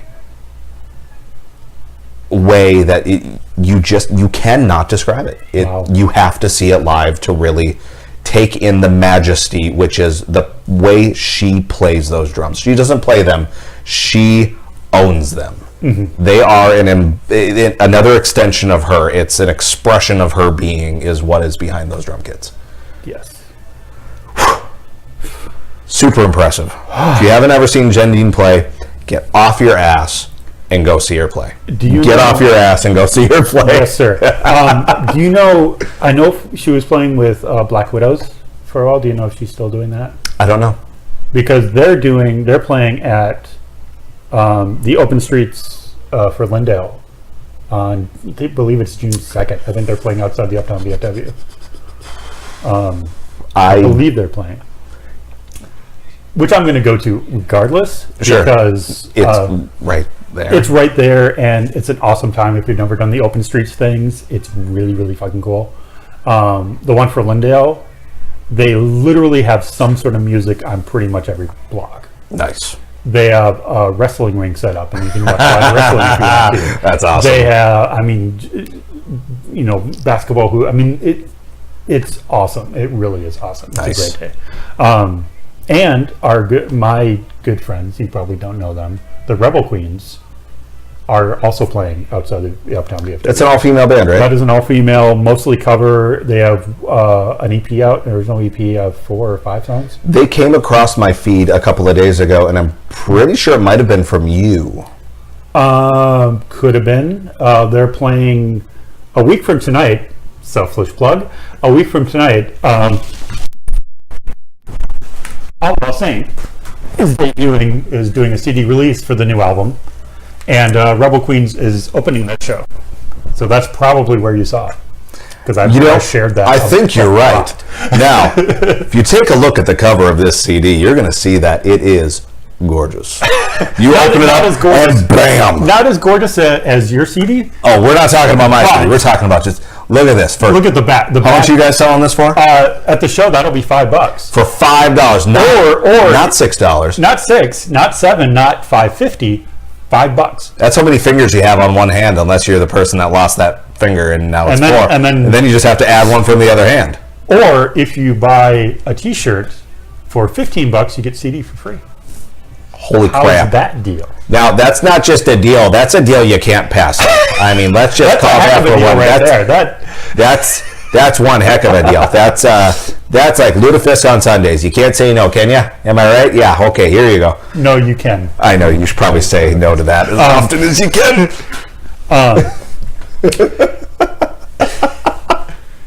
Anyway. But yeah, that was really awesome. Rebel Queens are awesome. If you have a chance to see them, go see them. They're like a steamroller. They just come out and just and it's all like good 70s hard rock and punk. Nice. It's awesome. I like it. Well, I'm planning on being at the show anyway, so that'd be awesome. Club Underground. Is that Achilles Priestos kit? I have no idea. It's got to be his. He's the only one that has the black rides. Oh, and there it goes. And there it goes. Distraction gone. Distraction gone. But now we have something even shinier because it's silver. Yeah. Just lots of chrome. That's definitely a wood finish, though. Yeah. Or are we just seeing the reflection from the ceiling? I would assume it's chrome covered wood and not an actual chrome kit. Ooh, shiny. Unlike the guy from Tool who had a brass all brass kit at one point. Those were actually, I believe, if I'm right, melted down Sabian cymbals. Really? Yep, it was Sabian alloy that I think he was using for those. DW took the idea of that and used it in one of their DW Edge snares. So you can get, I don't know if they still make them, it might have been a limited run, but... Everything DW does is a limited run. Well, are you familiar with the DW Edge snare? Yes. All right, for those of you who aren't, for non-drummers out there who don't give a shit at this point, stop listening. Come back to us in about 25 to 35 seconds. You have your drum, you strip off the top hardware and your drum heads, and then you have these two rings on top and bottom made of metal. And then this hoop in the middle, that's your actual wood. The ring fits, it's like a sandwich where, here's one piece, here's another piece, and here's another piece that comes up. And where your drum head sits across the top is actually melted down Sabian cymbals formed into your bearing edge. So it gives you this absolutely unique, you can't find it anywhere else sound of bell brass with wood in a freaking snare drum. It's crazy. I got to play one, and it was a bottom edge. So it was a piece of wood on top, and just the bottom edge had that the bell brass on it. It had this tonality that when you played soft notes, you heard everything, because that bottom head translated all of those notes into the shell. Yeah. It was incredible. But okay, well, for that one, you guys can come back now. Well, probably for a little bit, and then we're gonna. Us? No. Did you see? Speaking of crazy DW snares, did you see the video where they made a concrete snare? Yes. Now, I saw that and I was like, "What the fuck?" Mm-hmm. I think John Good has finally gone nuts. So the concrete snare it's actually it's not made of actual concrete. It's made of petrified wood. So right, that's what the petrified wood is so hard that it's essentially concrete. Yeah. It's super strong, super hard to work with, which is why they are so damn expensive. Mm-hmm. But probably only made a handful. What? 20 of them. Maybe. They're some of the loudest damn snare drums. I believe it. It's crazy. Yeah, I mean, okay.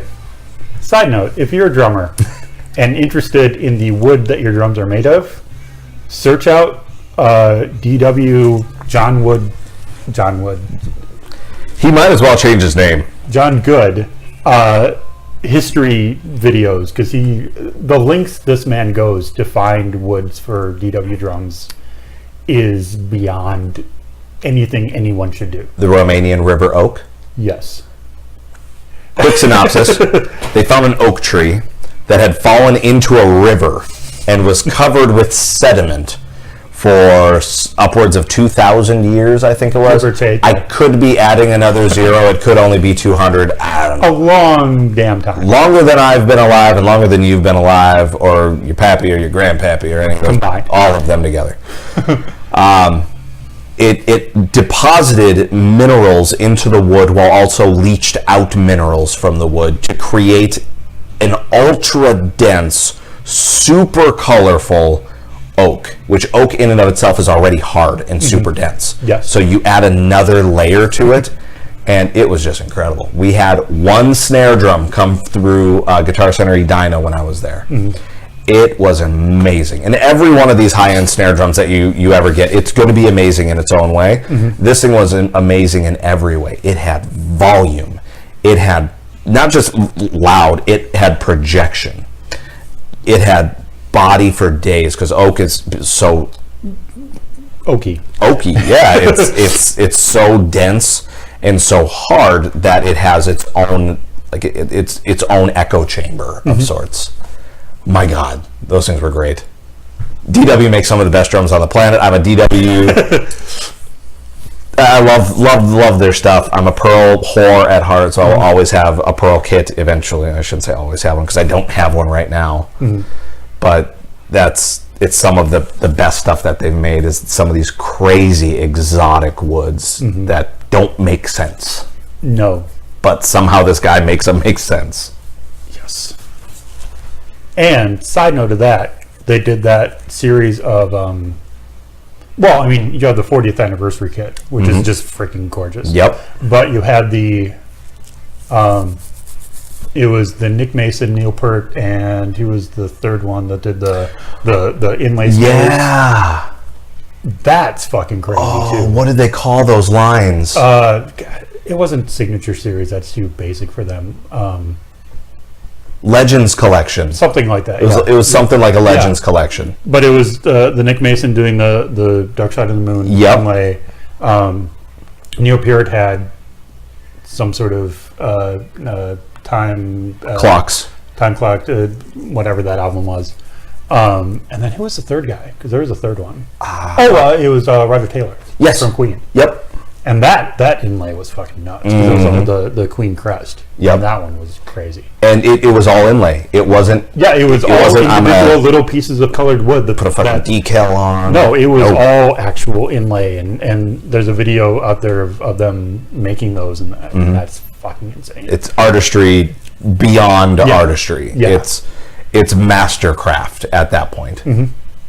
It beyond what I would even dream of being able to imagine doing. These guys are just like, oh, what if we took a drum and we made these tiny pieces of drum and we put them inside the first piece of drum and made it look like one of the most elaborate crests you've ever made in your life, and do it over and over and over again. Just for and you shits. can't mass produce it. No, each one has to be individually handcrafted. There's another video on YouTube about the history of DW. It's like an hour and a half, something like that. If you've never seen it and any of this interests you, watch it, because their story is actually quite fascinating. It is.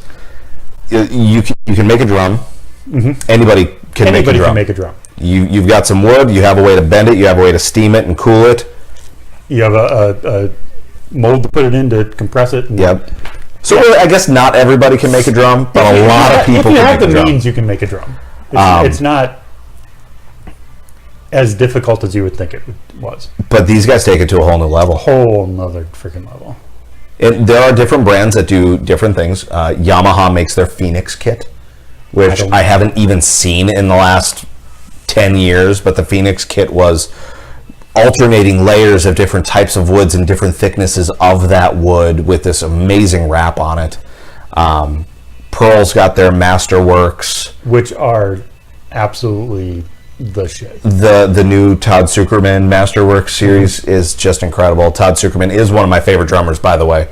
He plays for Styx, and it has nothing to do with the fact that he's a classic rock guy. It's the fact that he takes that drum kit and he pushes that bitch to as far as it can go with every single song. But at the same time, his ghost notes, he made me want to learn ghost notes.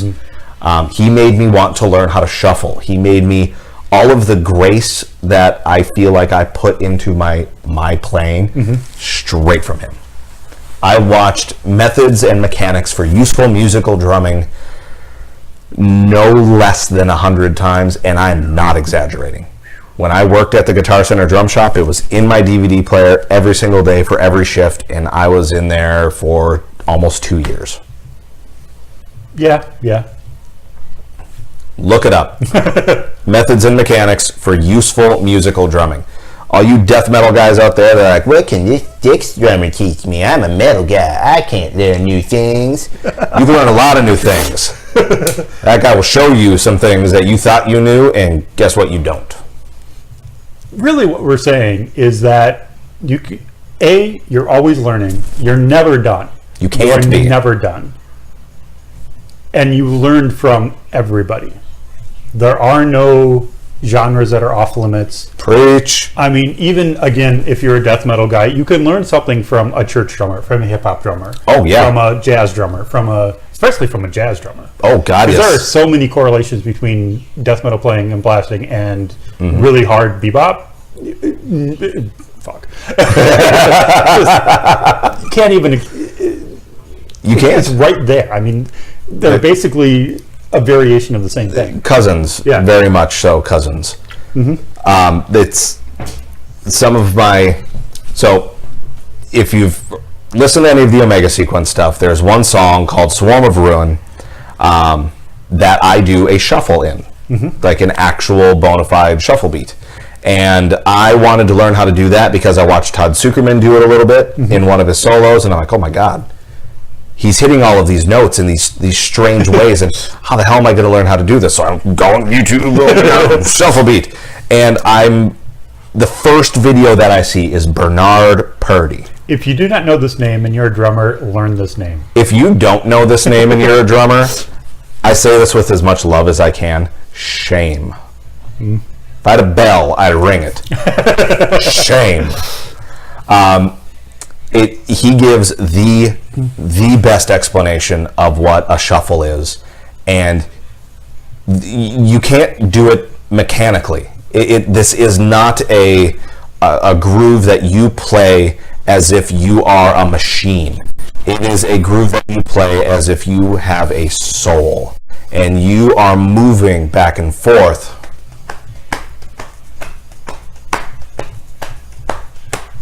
And you choose how you want to play it. Change where you're going to put your foot. Change how many times you throw a ghost note if you're left or right-handed. I guess it doesn't matter. That's a moot point.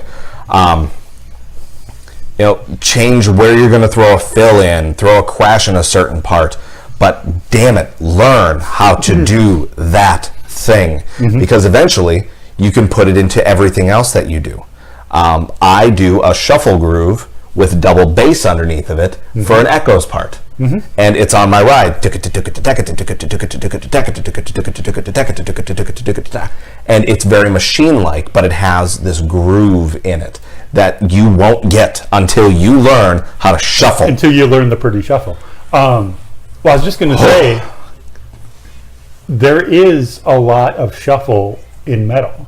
There can be if people realize it. Well, and the drummers may not be playing that exact thing, but that feel is very prominent. Oh yeah, it's either a very straight da-da-da, or a kind of the triplet thing, which always, I shouldn't say it really surprised me, but it kind of did, just because the first time I heard it was like, oh, okay. And I'm sure the first time I heard it was probably in some sort of Pantera song, because they're kind of masters of that. Oh yeah, Vinnie Paul, R.I.P. As I've read Rex's book. If you've never read it, you should read it. And his opinion of Vinnie is not that high. Vinnie could have been kind of an asshole. All of that put to side, because he wanted to be a rock star and he wanted the entourage and he wanted the strippers and all that stuff. But just his playing, you can't get much better than Vinnie Paul. Vinnie Paul's playing is like, him playing drums is like Southern soul food. Yes. May not be good for you, but damn, does it taste good. First time I realized that, really, I mean, because, obviously, like most people outside of Texas and the South, I wasn't even aware of Pantera until Cowboys came out, even though they put out like 4 or 5 albums before then. Sorry, everybody, allergies. One step away from shoving my finger up my nose. Do what you got to do, man. I'm glad you're so supportive of this. I have Kleenex over there for them too. With a panda wearing a your crown. Yeah. Oh, I love this place.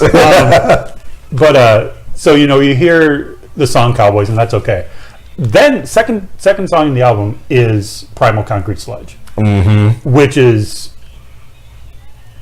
a great double bass workout. And then you get down to that kind of breakdown section where he's doing the that and I'm is like, my favorite thing to play. Yes, because I can do straight. I'm getting better at it, but I can't do just straight eighths for very long. Like you talking about just doing 4? No, I'm just talking about like that. I can do. I mean, as I said, I'm getting better, but I can't do that for an entire song because I'll get off. But the little, that's my double bass. That's what I do for double bass. Well, in that I do it all the fucking time. I tried to mimic that part for a while when I was younger, and one of the things that I do a lot is I'll do a quick little flutter with my feet, and it's just it's 4 quick little hits. But I practice that so much that it's just a second nature. It's kind of like how some people would go For me, it's So one of the things that I like to do to warm up is actually just as long as I can, and I'll slow it down. I'll speed it up. As fast as I can physically do it to push that to the next level. So that part, hearing that on a song, I'm like, somebody's doing this. Yes. Well, and then even the main part of the song, it took me watching a video of him doing it to figure out what the fuck he was doing. Just because you listen to it and you think you know what it might be, but it's maybe not that, because it's, the constant double bass, and then but it's not just that, because he's doing the tom pattern, but then he's bringing the hi-hat into the tom pattern, which I never realized until probably within the last year. Probably I saw a video of him doing it. I was like, oh, that explains everything, because for years I've just been like, how the fuck, okay, and I didn't get it, but then seeing that, it's like, oh, that makes so much more sense now. But yeah, if I think pretty much all the Pantera stuff is just required listening. Pretty much, yeah. And even if you don't like it, it's good to listen to it, because it spawned a lot of music. Jesus! It inspired a whole generation of musicians. So you can really understand where somebody's coming from when you understand that, they listen to Pantera, and they listen to this other band, and so that's why they think this way when they're coming up with the part. Right. Yeah, and you can see the transition of the people who were influenced by, Sabbath and Priest and Maiden, then the people that were influenced by Slayer and Metallica and whatever, people that were influenced by Pantera and Pantera. And then the guys we were talking about later that, the East Coast metal guys, Lamagon and Trivium and those guys. So it's like, you can see the progression, and it's just so much fun. Drumming is fun. If you don't drum, you should. I'll give you a lesson. Come on by. I have bottled water. That's all you need right there. It may be room temperature, but it's bottled water. And a free drum lesson. I'm not even a drum teacher. It's probably not even going to be a lesson. It's going to be, here's some sticks. Go hit that thing. Have fun. Yeah.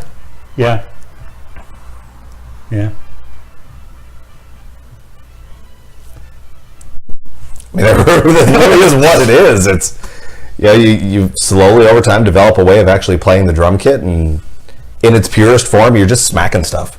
Yeah, I was a really pissed off teenager when I started smacking stuff, and I'm very happy that my parents thought that a drum kit would be a better idea than people. So yeah, that's usually a good way to go. Keeps you zen, man. Yeah, get some bongos.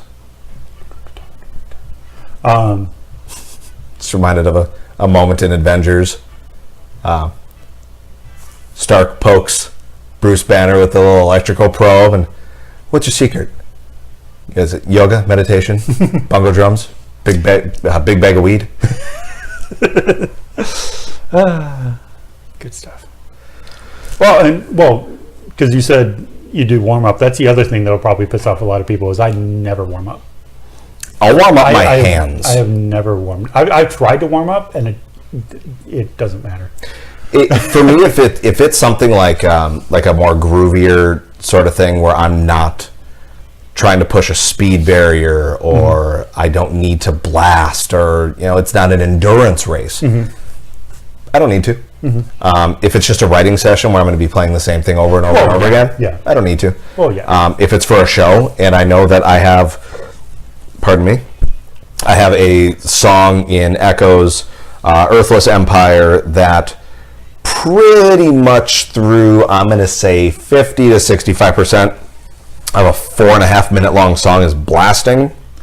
Yeah. You need to warm up. Yeah. I did not warm up once. I did not make that mistake again. And it was grotesque at the best. It was not fun. It hurt. When your muscles are not ready for a marathon and you're like, hey, bitch, you're going to do a marathon. And your muscles are like, no. Your muscles go, hey, bitch, what? I don't think so. We're just going to seize up. Yeah. Yeah. Ever get a cramp while playing drums? It's not fun because you can't really stop. I've never gotten a cramp. Worst I've done is that I've developed and popped a blister while playing. And had to finish. That was in the first set. That's just messy. That was in either the first or second set of 3 sets, and I had to finish the night. Yeah, that was not pretty. Like, right there.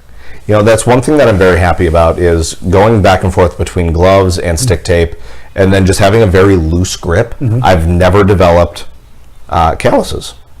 So I'm silky smooth if anybody wants a massage. So you don't get blisters at all? Never. The worst thing that I get is right there. That's where I split my finger before the Echo's recording. I remember that post, yeah. Yep. And I'm like, that sucks. And I was gonna put up pictures of it and like circle it, but when you try to put up a picture of just that, it kind of looks like you're putting up a picture of something else. True. So I was looking at it and went, maybe not. Maybe I'll just not put this thing on. Yeah. So I'll just describe it in detail. Yep. So I split right between the seam of my fingerprint. So it's like you pull it open and you can probably see down a little bit in there. And I filled it with first I tried a liquid bandage and that I just went right through. Yeah. Then Will gave me super glue and dabbed a little bit of super glue on there, and that worked. Yeah. And then I managed to split the same spot on the other side of the same thumb during recording. And that wasn't it. I took a week off from work, and that was the week from hell for myself. I've got this little spot on the back of my head where I've got a mole, and I nicked it when I was shaving my head with just a regular trimmer. Bled like you wouldn't freaking believe. I believe it. I was hanging up these pictures that I got, and I was putting the command strips on the back because I didn't want to put anything on the walls. And I'm like, oh crap, I need to grab the level. Go into the other room, grab the level, come around the corner, foot slips out, and I kick one of the pictures with my pinky toe. Which was this one.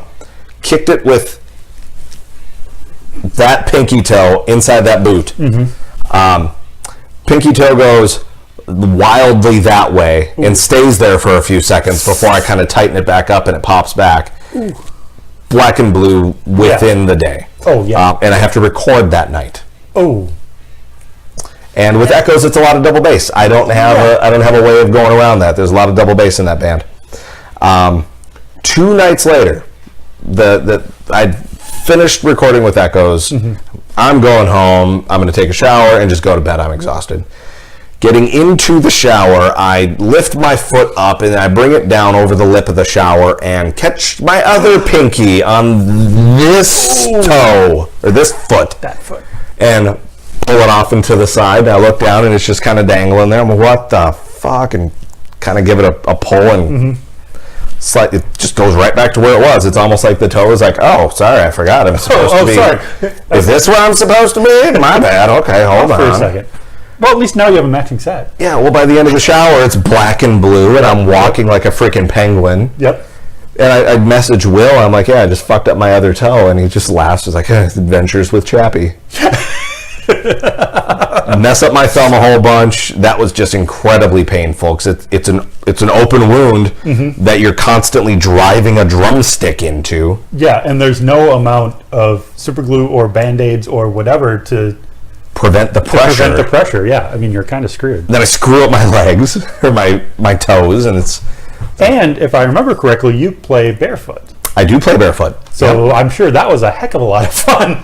Well, I prefer playing barefoot regardless of foot injury because I can't feel, when I get to a certain speed, I can't feel the pedal anymore when I wear shoes.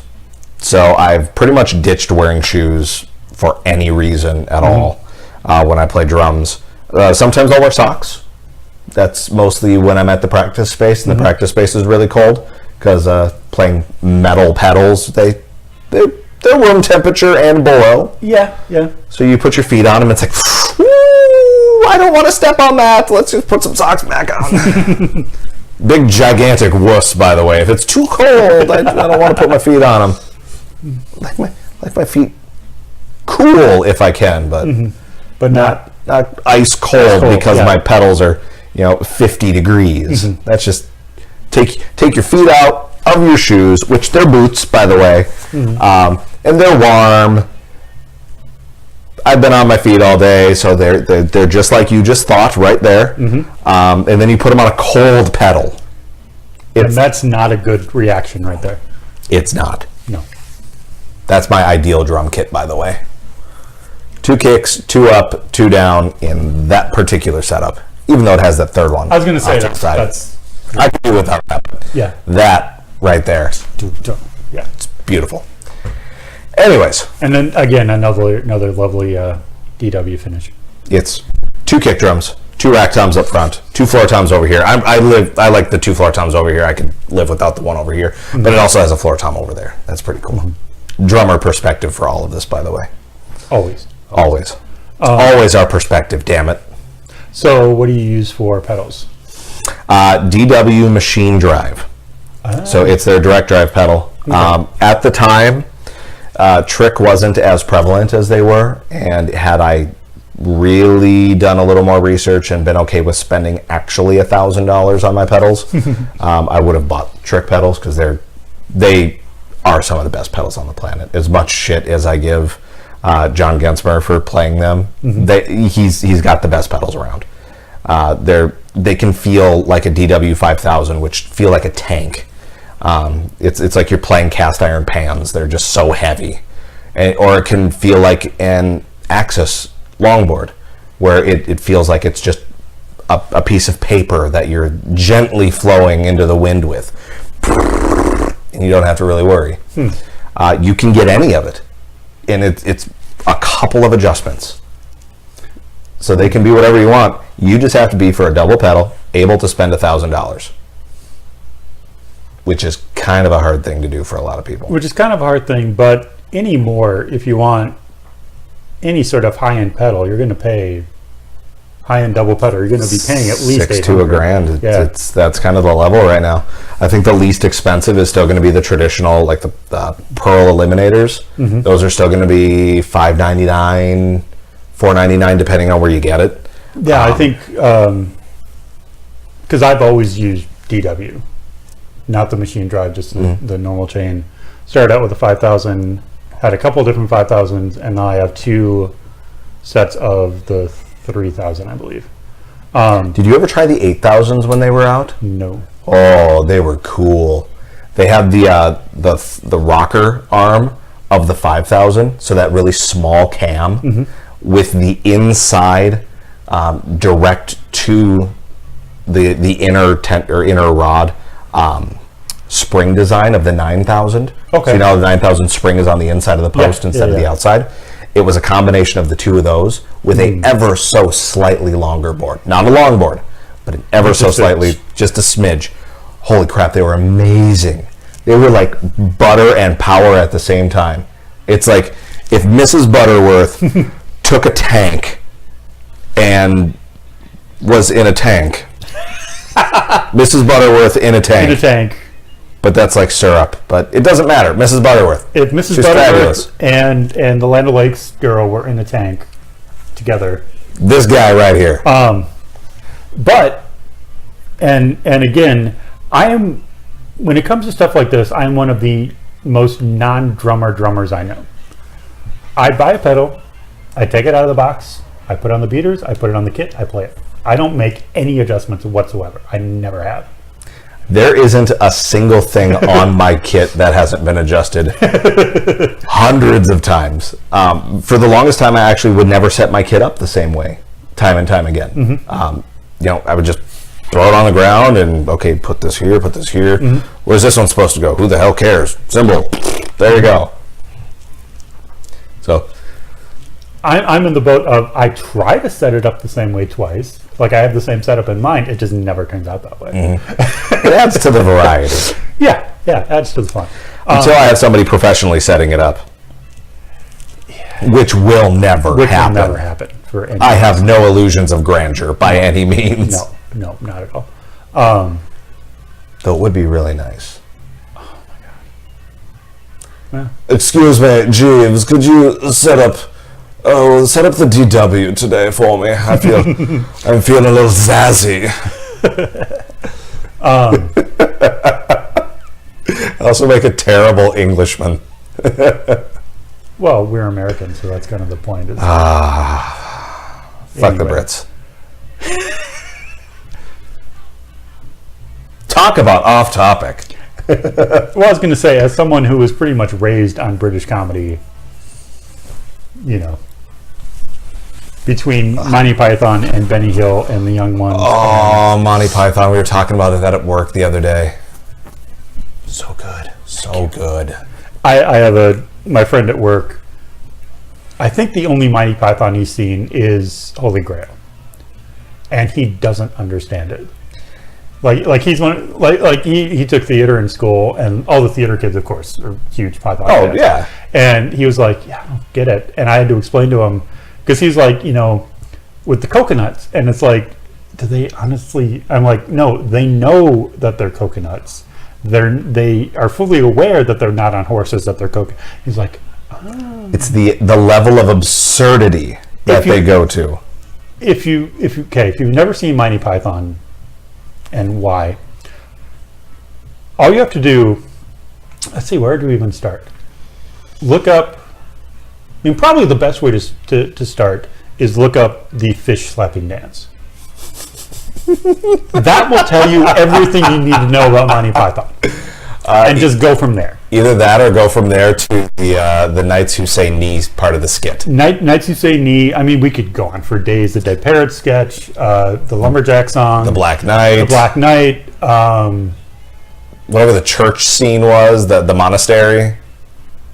Oh yeah, the church, was it the Church Belladonna? Yep. Any of the insults with the French, and that's just one movie. Just one film. Somebody took the insults with the French, and if Game of Thrones spoiler, I think I'm not a Game of Thrones. I don't follow Game of Thrones at all, but I think I saw that, and I'm like, dude.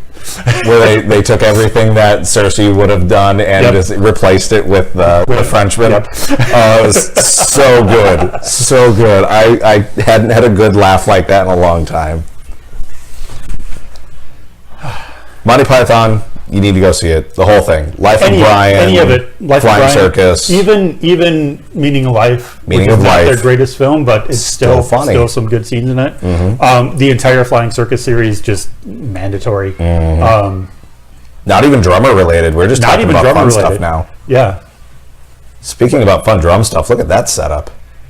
Yeah, that's a good one too. That just looks comfortable.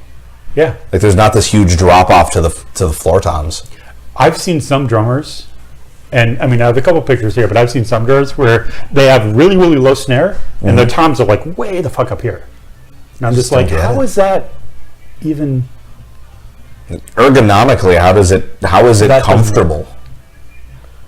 When you're playing, I would complain and you're about down here doing stuff that you shouldn't be down here doing in public. I don't get how you would want to do that. Like if I'm hitting my thigh with my snare hits, that's ideal. Because I'm not going any further, and right there means I'm hitting the rim. Yeah. Even though I think I have my snare probably just a little bit higher than that. Because I get to the point where I have like bruises on my leg. And I'm like, that's probably not good. At the end of some shows, it's like, I'm so... But then we were talking about Buddy Rich before. If you look at those guys, their snares are up here. They're also angled forward. And they're angled because they're playing traditional. Open hand, yeah. Not open hand, you're right, traditional. Okay. Yeah. Yeah. Completely different era. That is crazy. We're looking at the Metal Church drum set right now. The dude's got two double kick drum pedals. One left-handed, one right-handed, because his kick drums are so far away, like 5 feet apart, that he wouldn't be able to play them. and you could see right square between, and like there's a snare drum stand. You could see the slave pedals that he's playing on. That is crazy. They just played here a couple of nights ago, and I wonder if they played that kit. I have no idea. I would hate to be whoever has to take that thing up and down every night. We could ask our buddy Tom, because Hex opened that show, We could ask our buddy Tom or our buddy Andy, or our buddy Andy. whichever. I harass Andy all the time. We've been when Hex is doing their CD release, there's a possibility that Omega is going to play with them. Which I'm really hoping happens, because that would be a killer fucking bill. But he's always talking about us, like, come on, Sean, I need you to pull this one out for me. I need some satisfaction.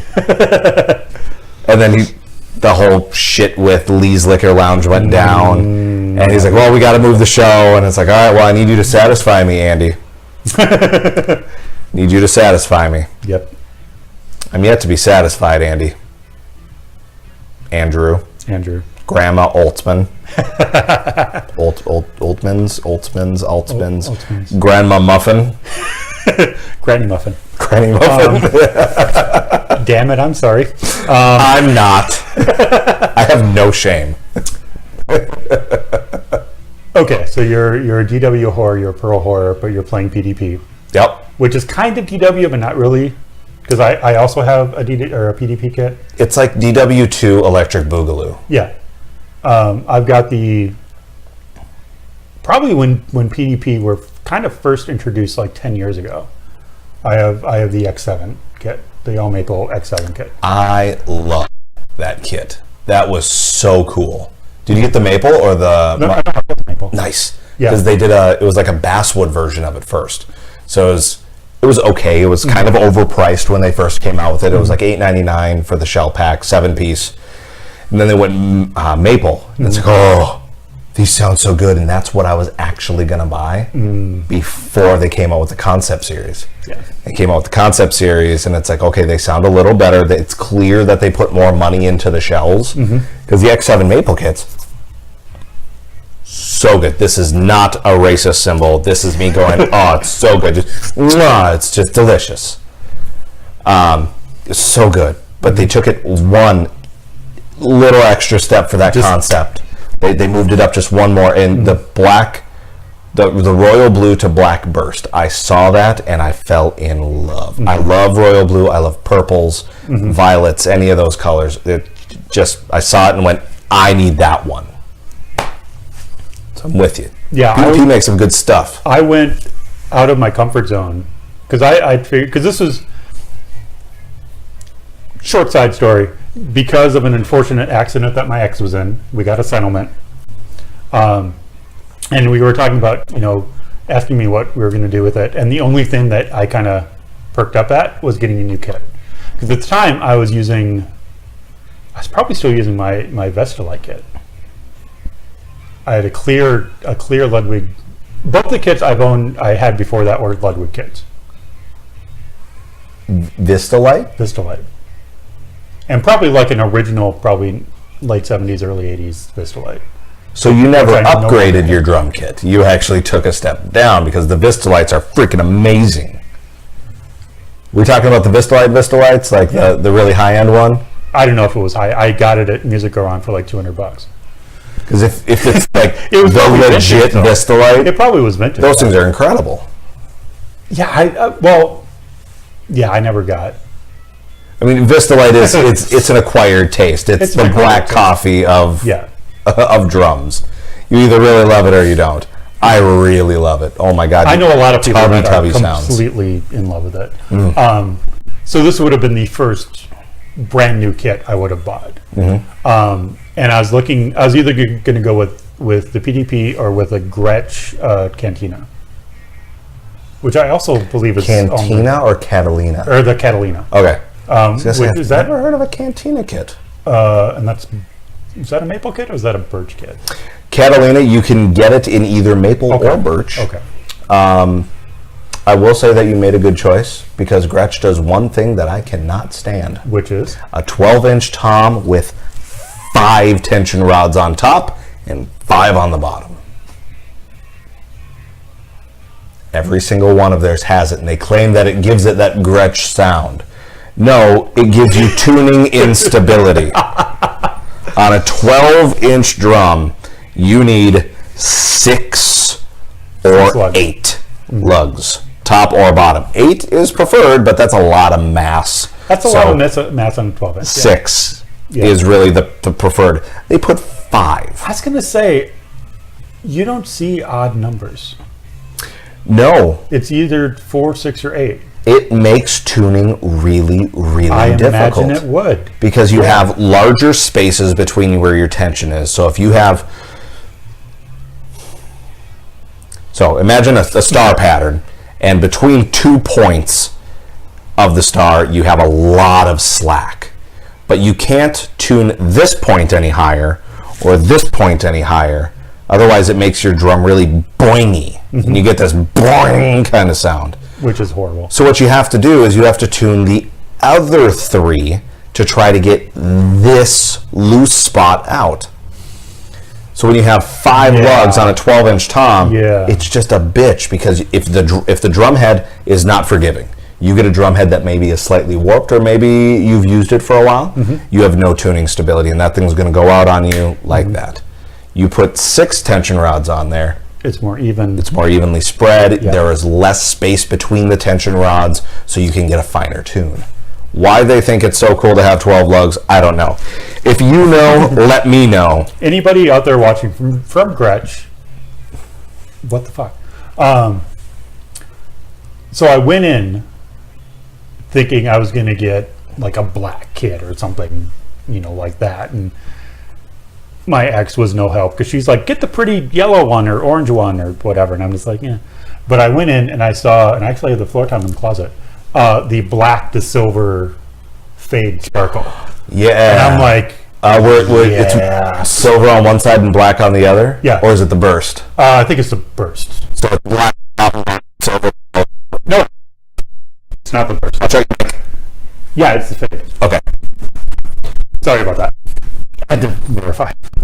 Yeah, it's the fade. Okay. And I saw that and I'm like, yeah. And it was a floor model, or one that was unpacked and stacked. So I'm like, yeah, I think that's the one. So that was easy. And then I spent the next probably, because I'd done my research, but I'd probably spent the next half hour or so picking out cymbals, because that's what you do. Which leads us into our cymbal discussion. So, before we go into that, this is not going to be an off topic. This is going to be very on topic. Okay.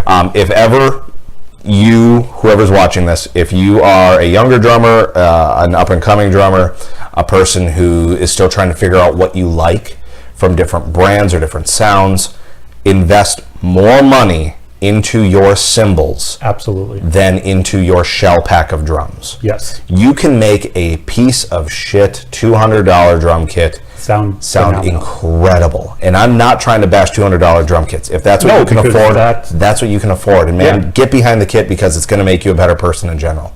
Yes. But if you can, spend as much cheddar as you can on your brass. You and your playing and everybody listening will thank you for it. And just remember, you get what you pay for. Yes. If you buy really, really inexpensive cymbals, they're going to sound like really, really inexpensive cymbals. And they will break faster. And you will not be happy. There are people out there that they go through the same cymbal over and over and over and over again, and it's the same quality, and it's stamped, and the lathing marks are all consistently the exact same thing, but you never get a consistently awesome tone. You get this glass pane dropping 50 feet onto the ground crash that really, it leaves you wanting for more, that you really only get with a quality cymbal. Now, if that's what you can afford and that's what's going to get you there, do it. Yeah, get the best that you can, but know that as time goes on, spend that $300 every few years on that one upgraded cymbal and ditch the other one as a practice cymbal or something. But it is absolutely worth it. Yes. But as a side note to that being said, once you get to this level, you could buy 3 of the same crash, exact same make, same model, exact same size. Those 3 will sound slightly different. Some will sound wildly different. Yes. I just went through this.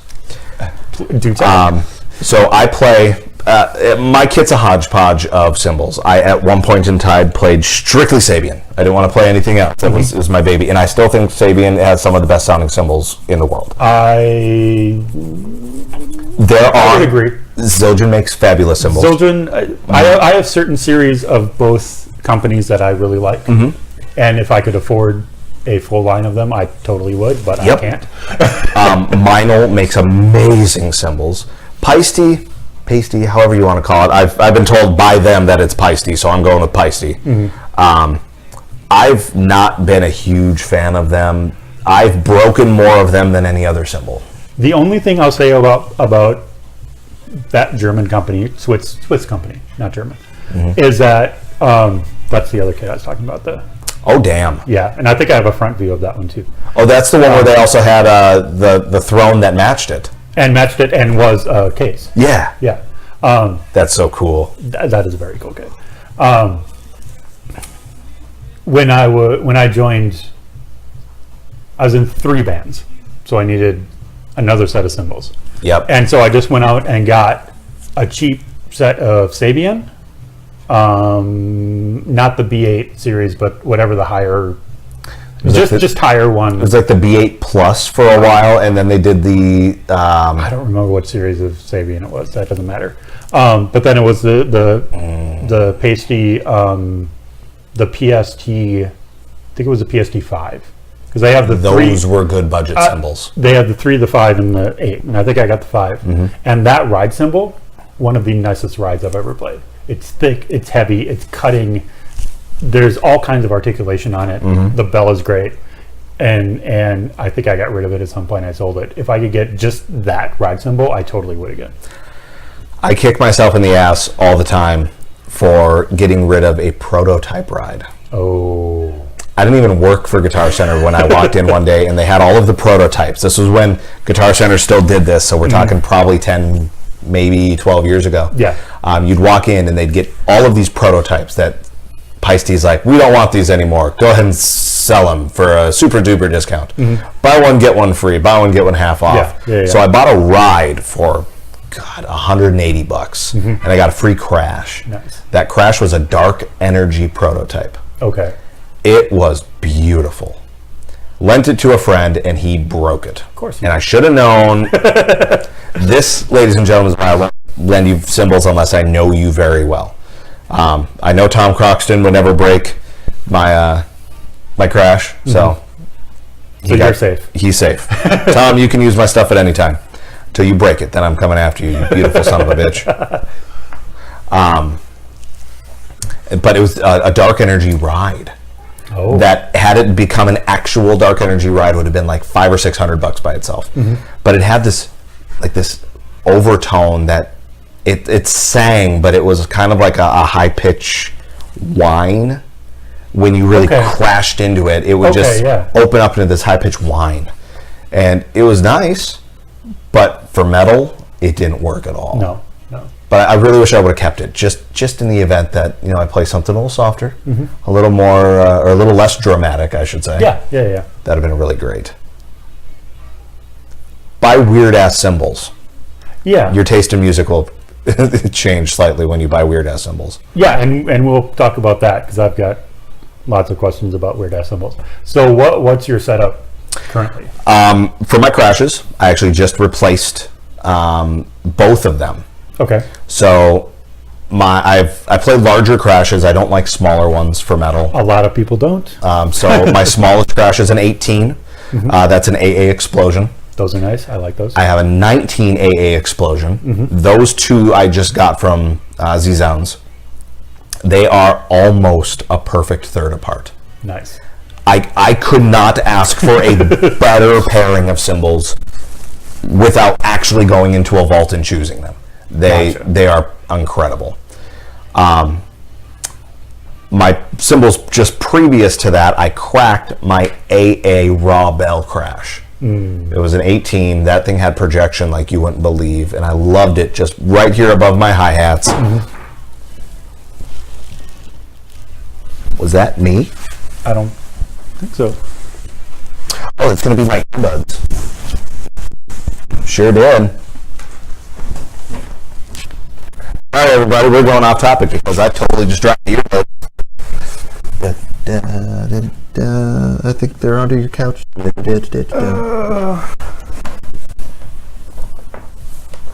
There they are. And I lost both of them.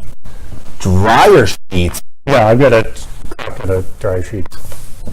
Because I fold clothes here and I just stuff them in the cushions. But I forget that the cushions go straight down. What's your boat, man? All right, the other one's going to be deep underneath there. So we're going to set this off to the side, and we'll do this after. Yeah, because we can. This couch is light enough. We can just move it. Right there. Speaking of Escalates. Ooh, nice. So I'm torn on the bigger crashes. In Strike, my punk band, I'm using Timmy skits, and his smallest crash I think is the 17, and that's one of the holy ones, which we'll talk about later.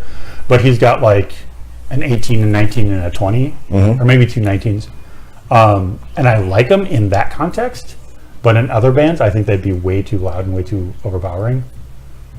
So it's like, I understand bigger cymbals, but I've always played like 16s and 17s. I have an 18 now, because I found myself in 3 bands, so I needed another set of cymbals. So I found the Zildjian S series, which are okay. But I could get a set of with hi-hat ride and 2 crashes, which you usually can't find. Yeah. For like $420 or something. That's not bad. So I'm like, that works. The crashes I'm not too impressed with. The ride is okay. The hi-hats I like because of their master sound, so they're wavy on the bottom. Oh, yeah. And I've never. Well, that's hard to before. go wrong with. That just sounds good. Yeah, which I've never played with before, and I'm kind of digging those. But right, I got to crack my neck, and I wonder if this is going to come through on the microphone. Oh, I'm sure it will. There you go.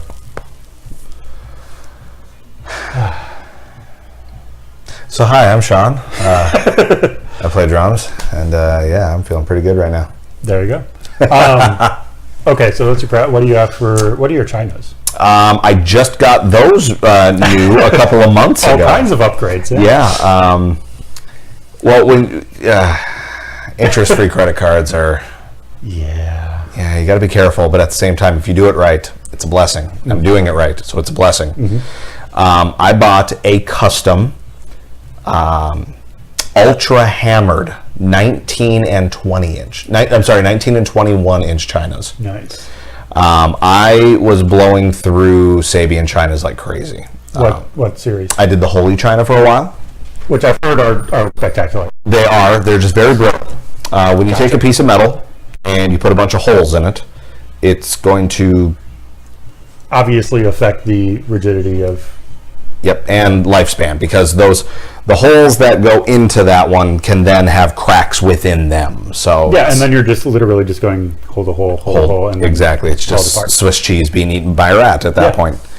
Don't know why that's the analogy I decided to come up with, but why the hell not? It works. Sure. Everybody knows what you're talking about. And then I was using the AAX or the AA Ferocity China. Okay. Yeah. It's just a standard AAX China in its purest form. And I just kept blowing through those like crazy. I bought one, and then 3 or 4 weeks later, we were playing the Chad Hanks benefit at Station 4, First Avenue. And I pulled it out of the case, and I looked at it, and I'm like, oh my God, I'm about to play First Avenue, and my China is broken. So I had to play First Avenue with a broken China. First and probably only time in my life I'll get to play that stage with a broken freaking China. That's not ideal. I mean, it was a small crack, so it worked well enough. You know it's coming, and it's still a disappointment. Yeah. So I went with those ones because they're big. They're thick cymbals, and that's what I wanted. But they still they don't sound. No, they're not gongy. No, which is what I was really happy for. They're very light and very cutting, which I like. But they got soul behind them. They got an essence, which I really dig. So those are my chinas. I've had the same AA metal ride. Nice. For years. It's a 20. I think it's just a 20. With this, it's not even a big bell. It's just a very tall bell. So it's got this great high pitch projection, which is excellent for blasting. Yeah. I also have, which I used on the Omega album, a 21-inch AA Raw Bell dry ride. No, HH Raw Bell dry ride. Okay. My bad. The AA is really dry, which you'd think Raw Bell dry ride that it's going to be dry, but that one is exceptionally dry. It's the HH, so the hand hammered version, which is it's a lot more forgiving. It's a lot more, if you want to call it rock and roll, where you can crash on it a little bit, and its bell is very small, but it's very dense. So it doesn't give that super big ping as more as it gives a definite pang. Gotcha. If that makes sense to anybody. For everyone that's still fucking cares at this point. Yeah. Hi-hats, I actually use 2 different types. One of them is AA Explosion hi-hats. That's just, I wanted a great set of versatile, I almost said headphones for some reason. Versatile hats, and that's what I went with. They're great. I love them. They're fantastic. I'm dreading the day that I break them because I know I will. They're super thin, and I'm not necessarily the lightest hitter on the planet when it comes to my cymbals. Which is odd because watching you play, it doesn't look like you're. But you're like me. It's all wrist. It's all wrist. It's all wrist. Drummers out there. It's all. I've said on this in videos before. You don't play with your arm. You don't play like that. It's all. You can. You're going to develop. Not effective. You're going to develop problems. You're going to develop wrist problems. You're going to develop problems holding onto the stick. I have watched drummers live in our local scene that hold their drumsticks like this. You don't do that. And those drummers at the end of their set, and maybe even before then, because they have to stop playing because it hurts so bad, they can't hold anything. So you need to think about your longevity. That's where any form of technique comes in. And I'm not going to be a technique monger or anything because I don't have good technique. Well, no. I have something. But your basics. Yeah. Your basics you have to cover. Yep. So hold your sticks correctly. I have some sticks over there if you want to give a demonstration. Oh my goodness. Look at all this. Yeah, I've got a whole crap load of sticks. Ooh, I like these. Check this out. So. No. You're not a caveman. We have evolved beyond this. Yes, if you want to be classy. Clearly, I'm not classy because I can't do anything with this hand other than pretend that this is even comfortable. Can you do it with your other hand? Oh, this? Yeah. Because this one I know how to use the middle finger, where you can kind of, I'm holding it like a jackass, I'm very sorry. But you're kind of using it as a counterpoint where you're kind of pushing up on it. But I've solely done everything this way.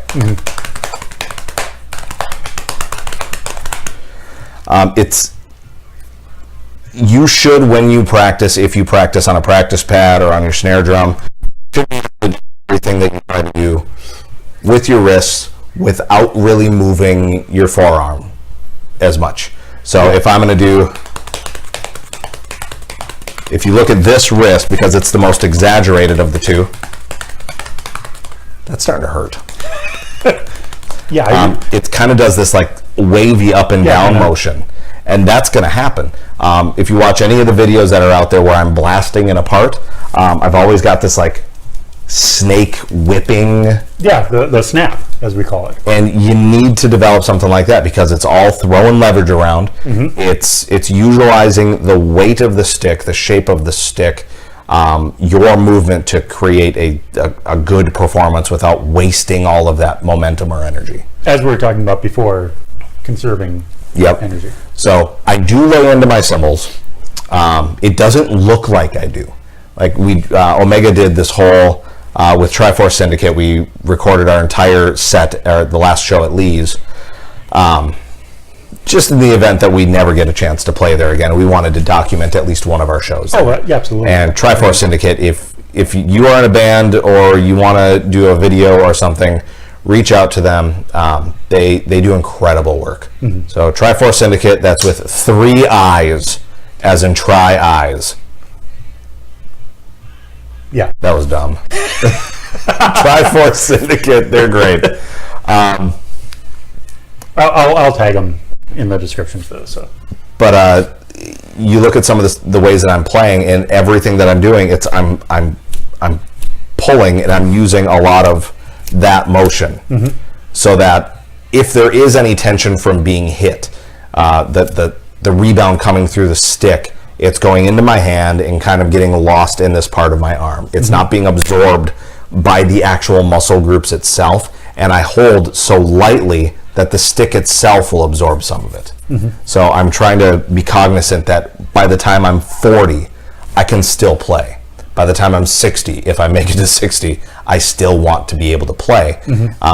If you're playing with really bad technique, or you have no idea what technique is, you will not play as long as you want to. So, and for any of you that don't believe us, Neil Peart of Rush, after 20 years, maybe 30 years. well, that's when he started developing his wrist and Yeah, that's joint when problems. he went to, what's his name? The drum teacher. If you've seen the Rush documentary, you know what I'm talking about. Gruber. I forget his first You said Gruber, and my brain went to Hans Gruber from Die Hard. No, no. Freddie Gruber, who was a drum teacher, who Neil Peart, probably in his mid 40s, after he'd been playing since a teenager, went to improve his technique, proving it's never too late. You're never too old to do that. It's better if you learn it right away, or when you're younger, because then you know. It's always better to You can change a develop- habit before it damages you. Yeah. I will openly leave myself available to anybody that wants to discuss any of this, get information about where they can go to learn better technique, or if you just want to chat with me, meet up with me. I've got practice pads, I've got stands. I will meet you anywhere that you want to go to. That's you, anybody that wants to. I am not a professional. I don't even think I'm actually all that good, but there are things that I can teach you that would help you. And in return, I just hope that you can teach me something too, because this community only gets better if we all continue to learn. Yes. But at any point in time, I won't charge for it, so long as it's not something crazy like I'm driving to freaking Fargo or something. Yeah, we don't. It's just us helping each other become better. And building on that, because that gets me inspiration. I would love to get a bunch of drummers together and get a bunch of practice pads, go to like a park or something, and just have like a drum circle kind of thing. And if we can't do a park, I volunteer my practice space. There you go. I've got if you've ever been to Cooler Sound, I've got the big room and cooler, so I've got plenty of space. I could probably fit a dozen, if not a little bit more, drummers evenly spaced in that place. That'd be nice. Otherwise, we can always find a park and go outside, whatever works best. Yeah, Man, a drum shed would be really fun. I haven't done that in a good long while. this summer we should probably try to get something like that together. The last one I actually did, it was when I still worked at Guitar Center. My drum shop manager, one of the bass players that I've played with once, Jake Muley. He used to be in Reaping Asmodea. Okay, I think I know the name. He's out of the state now, long out of playing metal or anything. And oh my God, I can't believe I'm losing his name right now. He's the drummer for Reaping. I'm so sorry. Trey? Nope. No, because that's the other one. Let's go back to me having stopped drinking recently, and the memory's still failing me thing, pretty yeah. often. Yeah. Him. I'm going to come back and I'm going to say it, and I'm going to feel like the world's most gigantic asshole, because in my head I can see you, your beautiful freaking mohawk, your bulging muscles of awesome. You just went on tour filling in for another band. I can remember Alex's name because I'm not talking about him. But anyway, the drummer for Reaping. I'm fixing this. I'm not going to let this go. I can't believe I have to do this. That is why we have this technology. I'm the worst freaking person on the planet. I can't believe I'm doing this. Not even close. I've known him for years. Years. Not even just like, oh, I've known about him. Like, I see him and I give him a hug. Daniel Copy, son of a bitch. Daniel, I'm sorry, I owe you 2 hugs. Not even 2, I'll give you 5. This many hugs. 5 hugs. God. That's just embarrassing. I've known the guy for over a decade, like watching him play in bands since I was like 18. Anyways. Now, do you remember what you were going to say about him? Oh, we were playing a drum shed together. So, okay. Yeah. Another great reference. Drummers, write this down. Great Hands for a Lifetime by Tommy Igoe. Tommy, common spelling, Igoe, I-G-O-E. Like, I'm going, or I go to be better at drums. Tommy Igoe, be better at drums. Like that. Think of it like that. Great Hands for a Lifetime. It's just warm-ups. It is your standard, this is hand technique. This is paradiddle. This is double paradiddle. This is paradiddle into double strokes, into single strokes, into roughs, into backwards paradiddles, doing double strokes in 5s and 9s and 7s. If you have no idea what any of this stuff is, that's perfectly fine because there are 2 types of drummers in the world. Drummers who play with rudiments and know it. Drummers who play with rudiments and don't know it. Your body has figured out tricks and you may not notice it, but you do them. So if you want to know, Great Hands for a Lifetime, Tommy Igoe, it's phenomenal. He talks to you like you're a regular old person. You're just a drumming buddy for him. He's one of the best drummers in the world. But we were doing his exercises. And we only, as a group, ranging from professional gigging drummers to, I think I want to play in a band drummers. Gotcha. We went through only 6 exercises out of the like 15 that are on there. It gets pretty detailed if you want it to be. Oh, I'm sure, yeah. So we only set up for an hour, and we're going to work on these things. And at the end of that hour, your hands, you're like, I am God. I can do things with these. And I just check out this. Bam! I couldn't do that an hour ago. It's just awesome. So, great reference for awesome hand technique. If you've never done it, perfectly fine. It's never too early to start. But we did that. There you go. See, I was thinking something a little bit more... Daniel Copy. Man, I feel like an asshole. something a little bit more freeform or just kind of hang out kind of thing. But because I fall into the category of... I guess go between those two because I know what all the rudiments are, well, some of them, and I probably use them, but I have no idea. Look, I'm not one of those guys who are like you're what I call your studio guys, which when I was coming up was people like Dave Weckl, Steve Gadd, Dennis Chambers, Vinny Colaiuta.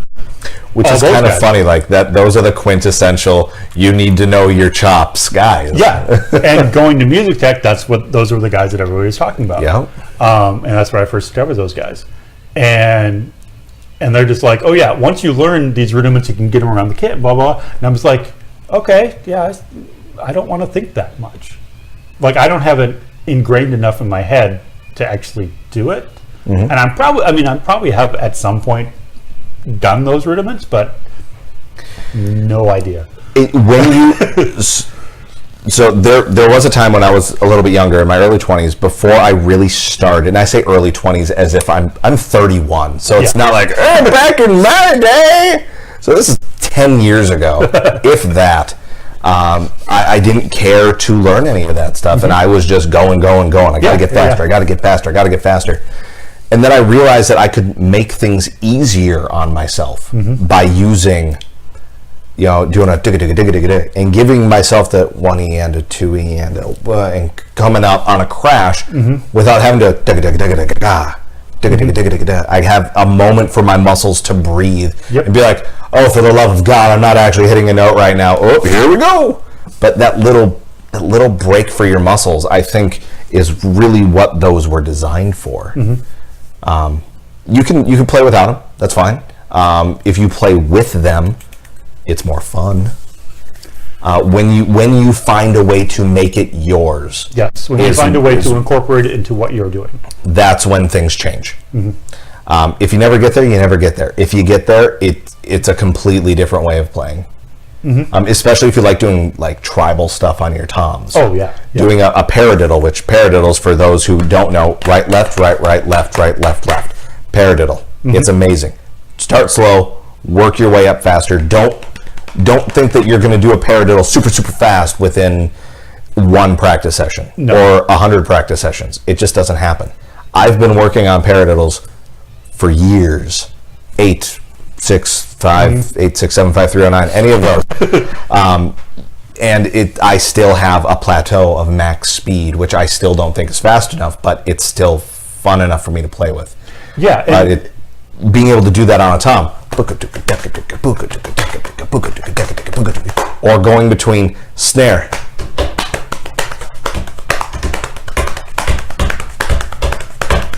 sorry, downstairs neighbor.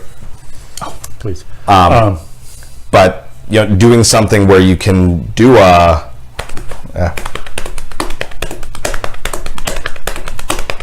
that could be a ride, that could be a crash, that could be another floor tom. That could be a cowbell. It could be a cowbell. It could be whatever the hell you want. Yeah. But it could be a really fun groove to pull out of freaking nowhere. It's just so much fun. One of the songs that Omega does, I can't remember what the song title is. I think it's of Pestilence and Filth. I have this tom part where it's like and I'm going. I've got this like. So this hand is just snare, floor tom, china, snare, floor tom, china. But that was inspired by me messing around with a paradiddle, and that spot is just really fun because that one song is me just showing off and being a douchebag. And it's my favorite because it's like, look at me, I get to play the drums in front of all you guys. I love that song because it allows me that platform. That's your little window, yeah. Yep. Yeah, and again, I'm one of those drummers that, again, I've been playing for, well, I mean, I joke I came out of the womb with sticks in my hand. So we'll just say for the sake of argument, I'm playing for 40 years, not 45. So... But I never, and again, I just had this natural rhythm that I just kind of, my dad was a musician and came from a somewhat musical family. So it's just something I've always done. Like I've tried to teach people, like I tried to teach my stepsister how to play because she just wanted to know basics. And I'm like, I don't even know where to start on how to explain what I do because I just do it. And so and again, I mean, I started in lessons when I was in 3rd grade and all the way through school, and I went to music school. So I know, again, I know the rudiments, I know what they are, but it's just something I never consciously put into my playing.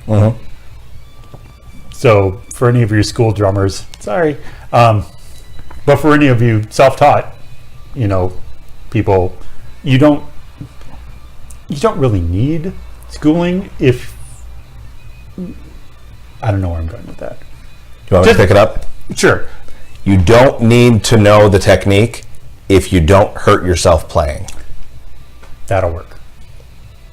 And really, honestly, for me, everything is all about longevity of being able to play. I want to play drums the rest of my life. I can't play drums like some people that I've seen where they're just behemoths. They're super tight. They're super fast. They can only do one thing, and that's not fucking relax.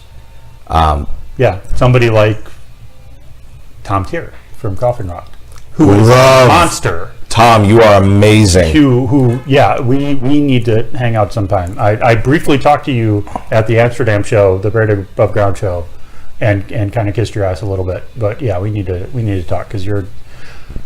I don't know why he came to mind, but just because he's kind of one of those players that very tight and very heavy and really lays into it. And yep, and I'll be honest, and I think that you need to loosen up a little bit, and I love you, and I'm sorry. You're just part of the topic of conversation. I really don't want this to go there, so I'll make it brief.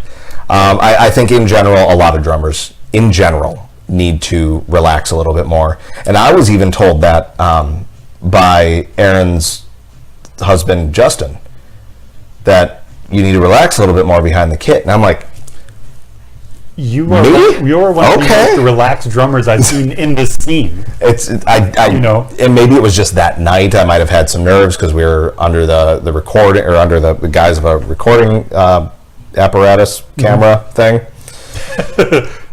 whatever those doohickeys are. This is Grooves in the Heart, by the way. You know the song. Oh yeah. Yeah. Q-Tip. That's his name. Q-Tip from Tropical Quest. Anyway, knew I'd get there.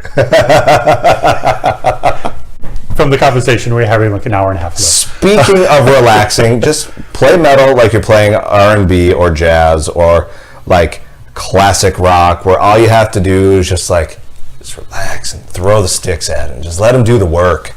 I do honestly worry about some players in the scene that they won't be around as long as others just because of their playing style. Yeah, I mean, I've seen a ton of drummers, especially because I've only been back in the scene, well, kind of, for the past 4 years, give or take.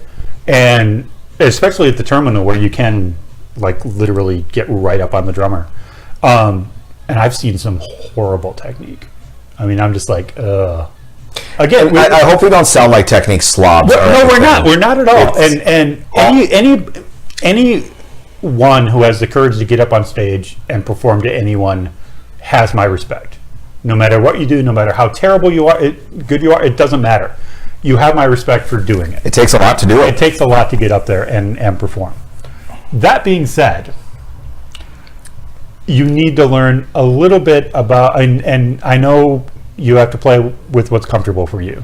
But I've seen some who are sit rather high, but they're here. Going back about 15 minutes in conversation. And it's slanted like this, so they're literally just the very tip is hitting it. And I'm wondering why I'm not hearing any snare at all. And then they try to blast, and that's even worse. So it's like you go from velocity down to, where's my mic? Yeah. Like, is that a snare drum that I hear? Which which is kind of my, I don't want to say complaint, but complaint about blasting in general is that unless you have a really good snare mic that is really turned up, you're not going to hear it for the most part. It just kind of goes away. Yeah, and that has. So I want to say his name is Mike Smith. The guy from Suffocation? Yes, Mike Smith. So the guy who pretty much invented like powerful blasting. The blast came from whatever his face is from Napalm Death, which I'm not even going to pretend like I knew his name because I don't. One of the 15 drummers but one of the drummers in Napalm Death is technically the one that gets the honor of coining the blast beat. But Mike Smith did it so you could hear it. He made it to where it is today. He played on the Roadrunner United. I have that DVD. I should probably watch that. It is phenomenal. That is phenomenal. Watching that man is a fucking joy. And watching him play, it's like, holy shit, like you can actually do that loudly for that long? Yeah, you just need to learn how to do it. Yeah, and again, it's not arm, it's all wrist, but it's just, or fingers. I don't know if he's whatever he's using, but it's just like, and the stick is going like that. He's using a lot of wrist. Yeah. A lot of his power is coming from his wrist, but it's not all wrist. When and if you ever decide to get faster and better and more controlled, you're going to realize that you're going to use 1, 2, or 3 different types of grips and technique. You may use French grip, you may use German grip, you may use American grip, or you may use a combination of all 3 because it triggers different muscle groups in the arm based on how you hold the stick. And you're always going to be using fingers when you're blasting for the most part. These are your best friends. You need to work on these because you're holding here, but these here are going to give you your strength, your power, your articulation, but most importantly, your endurance. And if I might interject, if you're, because I don't know how much I mean, I'm sure there's footage of death metal drummers blasting, but if you're not comfortable with that level yet, look up videos of Marky Ramone, because he uses the same technique on his hi-hat, the same finger technique. So that'd probably be a good place to start if you're a novice. Another really great drummer, if you are beyond novice and you want to get a little bit better at your blasting, is Hannes Grossman, Hannes, Grossman. There might be 2 N's on it, but YouTube or Google will fill in the rest for you. He used to play for Obscura, and he plays for Blotted Science. He has an incredible technique that allows endurance and velocity. Okay. I've tried to mirror those guys as much as I can, knowing that I'm not anywhere near their speeds. I don't want to be a super fast blaster. I want to blast at a certain speed to fulfill the needs of the song. And one thing that you do that I found interesting is that you have your bass drum going, you have your snare drum going, and then you're just doing like accents on the hi-hat, which I thought was so fucking cool. Yep, there are some parts where it's like I'll do a 3, like I guess that's 4. Yeah. And that's just to add something beyond, and so I'm not just for an entire song. Well, I'm the cool drummer guy. Well, because you know, I would always talk like that if I could. Well, I think a lot of us would. But. Ryan, how are you? That's great. I love interviews. But even you're going along and you're just and stuff like that on the hi-hat, which I was like, okay, that's kind of cool. I like accents. Accents are fun. Speaking of hi-hats, I have another set of hi-hats that I haven't mentioned yet. All right, let's get back to the cymbal again, like we were talking about like an hour ago. This interview is going to be like 5 hours long. Oh my goodness! It's going to take like a week to download. That's a long time. So let's make it brief. My buddy Jake Muley, one of my best pals. He's a drummer and a bass player. He played in Reaping Asmodea. He played a little bit, I think, in The Body Beneath, just a smidge, Over the Throne. He's one of the best bass players I've honestly ever met in my life. Okay. And it's no jab at anybody else that I've ever played with. It's he has a way of playing that is just so unique and unto himself that it requires a certain level of bass for him to play. So he plays only Warwicks. He's got a fretless, and he's got fretlesses that have crazy shit all over them, and it's just so wonderful to watch him play, because it's watching a soul doing something that it enjoys so much, and it is truly something to marvel and to really strive to achieve is that level of joy when you play, which I think I exude a lot of joy when I play. You do. You're one of the happiest drummers I've ever seen on stage. Hi-hats. He gave me a set of Stag hi-hats. They are the shittiest set of hi-hats I've ever owned in my life, and my God, they are beautiful. They're 14s. If you were to set them on a hi-hat stand together, they don't sit flat. One of the bells on the bottom is crooked. So they sit at an angle, and as I play them, that angle moves around. So I will, throughout the set, play the low side of the angle or the high side of the angle, where I'm playing on this edge because the hi-hats have rotated on me. But I had to get that out of the way. I think that's the last gear question, other than I play mostly Pearl hardware. That's not really all that exciting. What's your splash? AAX.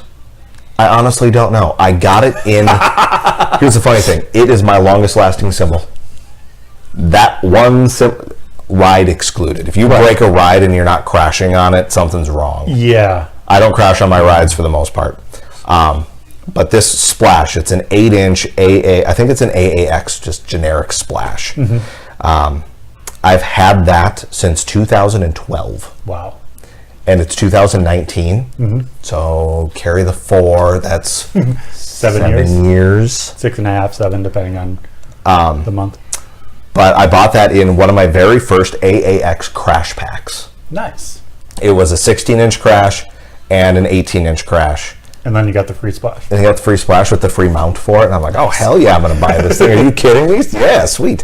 And I haven't broken. I've broken like 4 or 5 other splashes, a bunch of mini Chinas, a shit ton of crashes, but never that splash. Huh.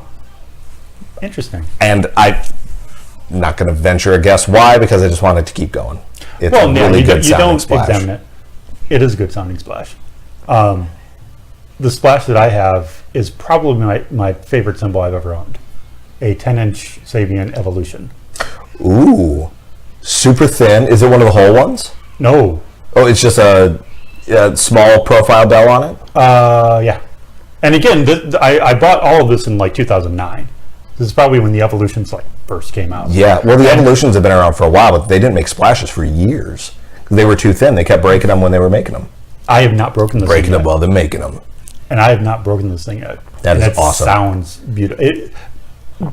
Getting back to if we could get one line of cymbal from each company, it would definitely be a full set of Evolutions. Oh, they're 'Cause those fabulous. things are gorgeous. Especially for recording. I can imagine. High-end microphones, picking up those cymbals. Oh. And then real quick, if I had to pick one series from Zildjian, it used to be the A Customs, because the A Customs are great. They're good multi-purpose. If I had to pick one now, and I've only played a filling gig we did where I used another dude's kit, and he had one of these, it would be a full set of K Custom hybrids. I was hoping you were going to say K Custom Those Hybrid. are, oh my God. It'll cost you about $3,000 for a full set, but it is worth it. They are gorgeous. They're Chinas. The best China I've ever heard in my life. I believe it. $425. Yeah. The best China I've ever heard in my life. It's not a 14-inch hi-hat. It's a 14.25-inch hi-hat. Master sound bottom. Nice. Are incredible. They're 13.25. Are super great. If you're into R&B, hip hop, gospel, those are the hi-hats for you. They're incredible. But those are almost $600. Yeah, for a pair. they'll cost you. So yeah, Yeah, if I can get a full set of those. I didn't think I'd be mad if I had a set of those things. Their ride doesn't have as much ping or as much metalness to it as I would want to have for my style of drumming. But the drummer from Nea Obliviscaris actually uses it, and it's great. Have you ever heard of them? I think I know the name. I've never heard anything by them. His name is Dan Presland. Okay. He's incredible.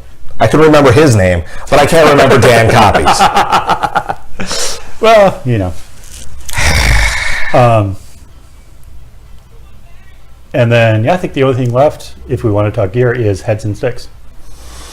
Remo almost exclusively.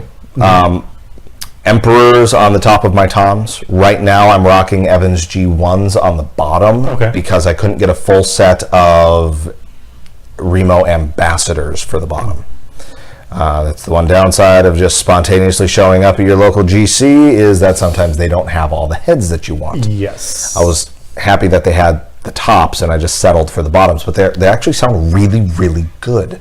So I may actually keep the G1s on the bottom, but I think Evans age way too quickly compared to Remo. Evans sound better out of the box. In my opinion, this is all opinion at this point. None of this is scientific fact. I think they sound better out of the box. But they decline faster. quickly. Yeah. Remo sounds good out of the box, and But they they sound last good longer. Yeah. I am a pinstripe diehard.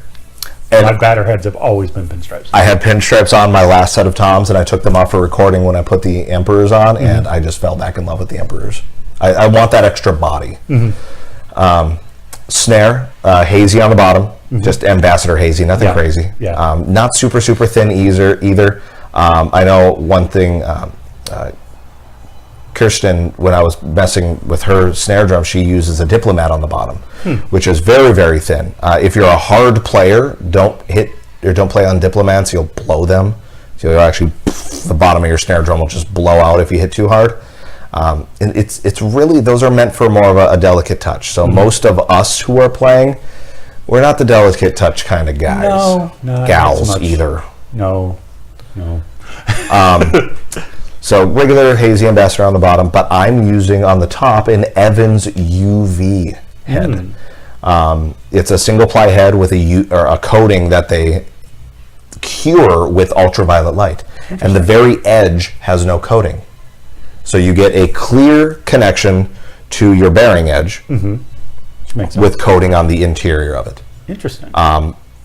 It can be super low in fat. It can be super high and tight and very pingy. If you think like George Callias, Nile, real like a popcorn snare sound, you can get that. You're Stuart Copeland for your non-metal people. But you can really get this huge tuning range with a single ply head. So I really dig it. Wow. So I've been playing on the single ply head for a long time, and I really dig it. It gives you a lot of versatility. I don't like my snare drum so muted that you can't hear any of the tone. I got a black brass snare drum, one of the big black bobs, and I want that sound to be heard. That's why you have that. If I rim shot that thing, I want you to feel that goddamn bitch. I want you to knock you over. Yeah. My kick drum, I get the most conversation about my kick drum out of any drum that I have. Batter head is, for the most part, my Omega batter head, which is an Aquarian resonator, I think. I think that's what I ordered. Drumart.com is where I got that one from. Okay, yeah. Though the bass player for Samothwa does a lot of great work too, so I'm going to go to him to get my Echoes one done. Yes. So I need one for Echoes. Haven't really set that up yet, so that's insider secrets. Just me and you, nobody else. Yeah, just me and you and the probably 20 people that'll watch this. So Justin, if you're watching, I think that's Jeff. Yeah, because Jeff is the player. Yeah. But the other side is a head that you won't find anywhere. You have to special order it either from Remo or get it on Amazon. It is the Power Sonic. 2 plies of, I want to say it's 7 mil, but it could be 10 mil. Okay. So it's super thick. It also has 2 rings along the inside. One's bigger, one's smaller. One's larger and one's smaller, but the thickness is the same, of slow response foam. So you take this thing out of the bag and you tap it, and all you hear is clunk, and that's it. It also has a magnetic pillow that sits on the bottom of it, and it snaps in. It's got little clasps on the head, that like little button clasps that you clasp it into, and it just sits there. So I've played that thing. I don't right now. I put a small pillow in there for sound engineers to put their microphone on, but I don't need it. That thing is so controlled. Wow. That and people come up and they're like, just this last week we played with Wrath, and the Wrath drummer got to play my kit, and he comes up, he's like, man, that sounded amazing. Just from behind the kit, it sounded great. And one of the drummers, and I can't remember the name, they played right before us. He plays with Triggers. He comes up. The guy from Bray Road. Yes, thank you. Yes, whose name I don't know. He introduced himself to me throughout the night, and I'm so terrible with names. Dan Copy. I'm never going to forget this. I can't believe I did that. Anyways, he came up. He's like, "What kind of triggers are you using?" Like, I'm not. I'm not. It's just this drum head. Yeah. And even I think it's their guitar player, their bass player came up, and he's like, "That's the sound that we want to have for the kick drum on the record. How do you do it?" And just showed him the heads, and that's the head I got. Kirsten. I don't even is it? I think it's Kirsten. Kirsten. If it's not Kirsten, I'm sorry.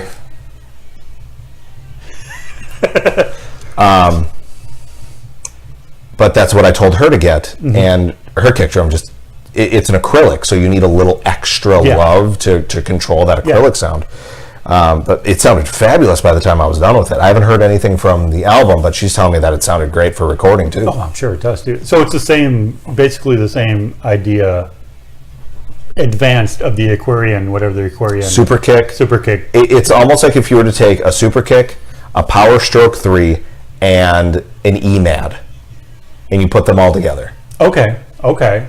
Yeah. It's punchy, it's got low end, but it shuts the hell up. So if you need a kick drum that doesn't talk very much and you want articulation, that's what you use.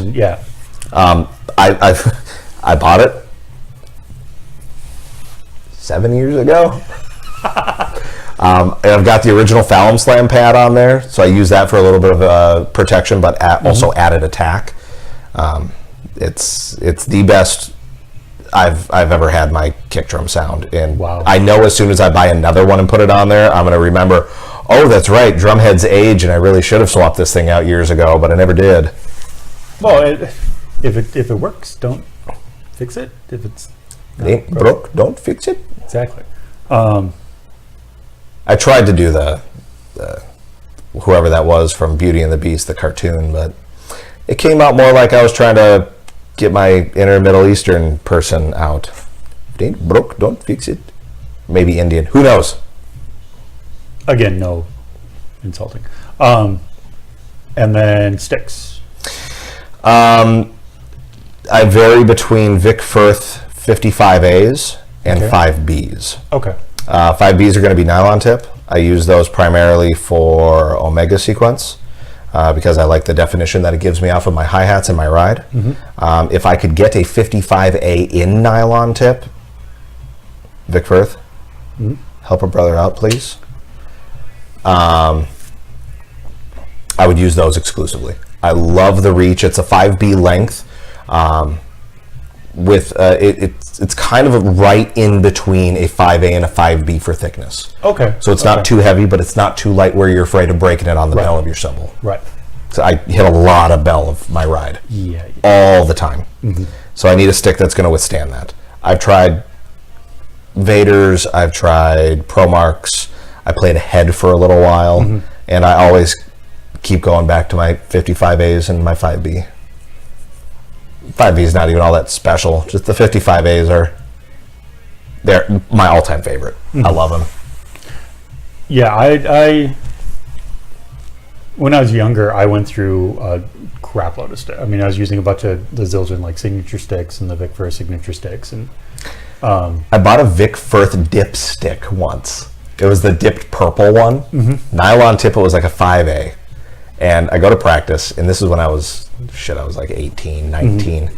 We're practicing in my guitar player's basement at his parents' house because he's still in high school, so we can get away with it. I sit down, and I hit my bell of my ride, and all of a sudden that tip goes. I made it through the one drum fill, and that thing goes flying. So there's a river, or this little stream in the back of his house that flows through Centerville. If you guys know where Centerville is, it's a tiny little creek that kind of winds its way into one of the lakes. And I walk out, and motherfucker, I just throw them. Go back inside, sit down, and I was just pissed the rest of the day. They were like $9 for those things. and it's because of that I don't use nylon tips because they're great until the tip falls off, then you're screwed. Which is why I only, if I'm going to do nylon tips, I only do Vic Firths. Because the way that they put them on and the shape that's underneath helps disperse some of that impact energy. So it's not just going into a tiny little space. Yeah, I don't think I've ever done Vic Firth nylon tip. I've only done ProMark nylon tip, and they just have the, to go to the tip and the square edge. And Yep. I don't really like ProMark sticks. They shake a little too much in my hand. I've actually gone back to ProMark because I mean I was all over the board, and then I was Vic Firth user for years, and then I think I must have just got like one bad batch because I broke like a ton of sticks within like 2 weeks, and I'm just like, and ProMark to me has always felt a little bit more solid as a stick. What do you use on them? If I'm doing, I don't know the official names, but it's basically the extended 5A. Okay. The ones that have like the extra like half inch. So it's kind of like a 55A then. So it's kind of like the stick that I play, just a little bit thinner. Probably, yeah. Because the 55A is essentially just that little extra half or quarter of an inch. Yeah. Yeah, I think I think the ones I use are like at 16 inches as opposed to at 15.5 or whatever. So, but yeah. So in whatever, yeah. But we should probably get to the live stream if we're going to do any of this live stream. I was going to say, yeah, and yeah. So yeah, so when this gets uploaded like next week, because it's going to take that long. It's going to take that long to freaking down. And literally, okay, I do no editing on these. Literally, all I do is I put the little bumper in the front and the bumper on the end in the video program I have on my computer because I'm not fancy at all. So it's like bowling. Yeah, bumpers. Yeah. So we drop. Yeah, and then put the video in the middle, and then I have to export that. So that 12 seconds. When I did the one with Sasquatch, that's like a 2-hour interview, and it literally took like 24 hours to download. So if I start this tonight, it may be done to publish on Sunday, and I can't do anything else with my computer all weekend. Hell, when did we start? I got here. You got about here 7:15. About 7:15. We probably started 7:40. 7:40, somewhere between 7:40 and 8 o'clock. So we're looking at 2.5 hours, maybe 2.5 3, hours, depending on how you branch it out. Yeah. I hope it was fun for you. I had a really good time. It's all really, really good stuff. This is the most in-depth actual drumming talk I've had. So this is really good. And this is what I was actually kind of more expecting. I'll talk about the Omega Sequence. They're great guys. We'll talk about Echoes of the Fallen. They're great guys. I love writing music with each one.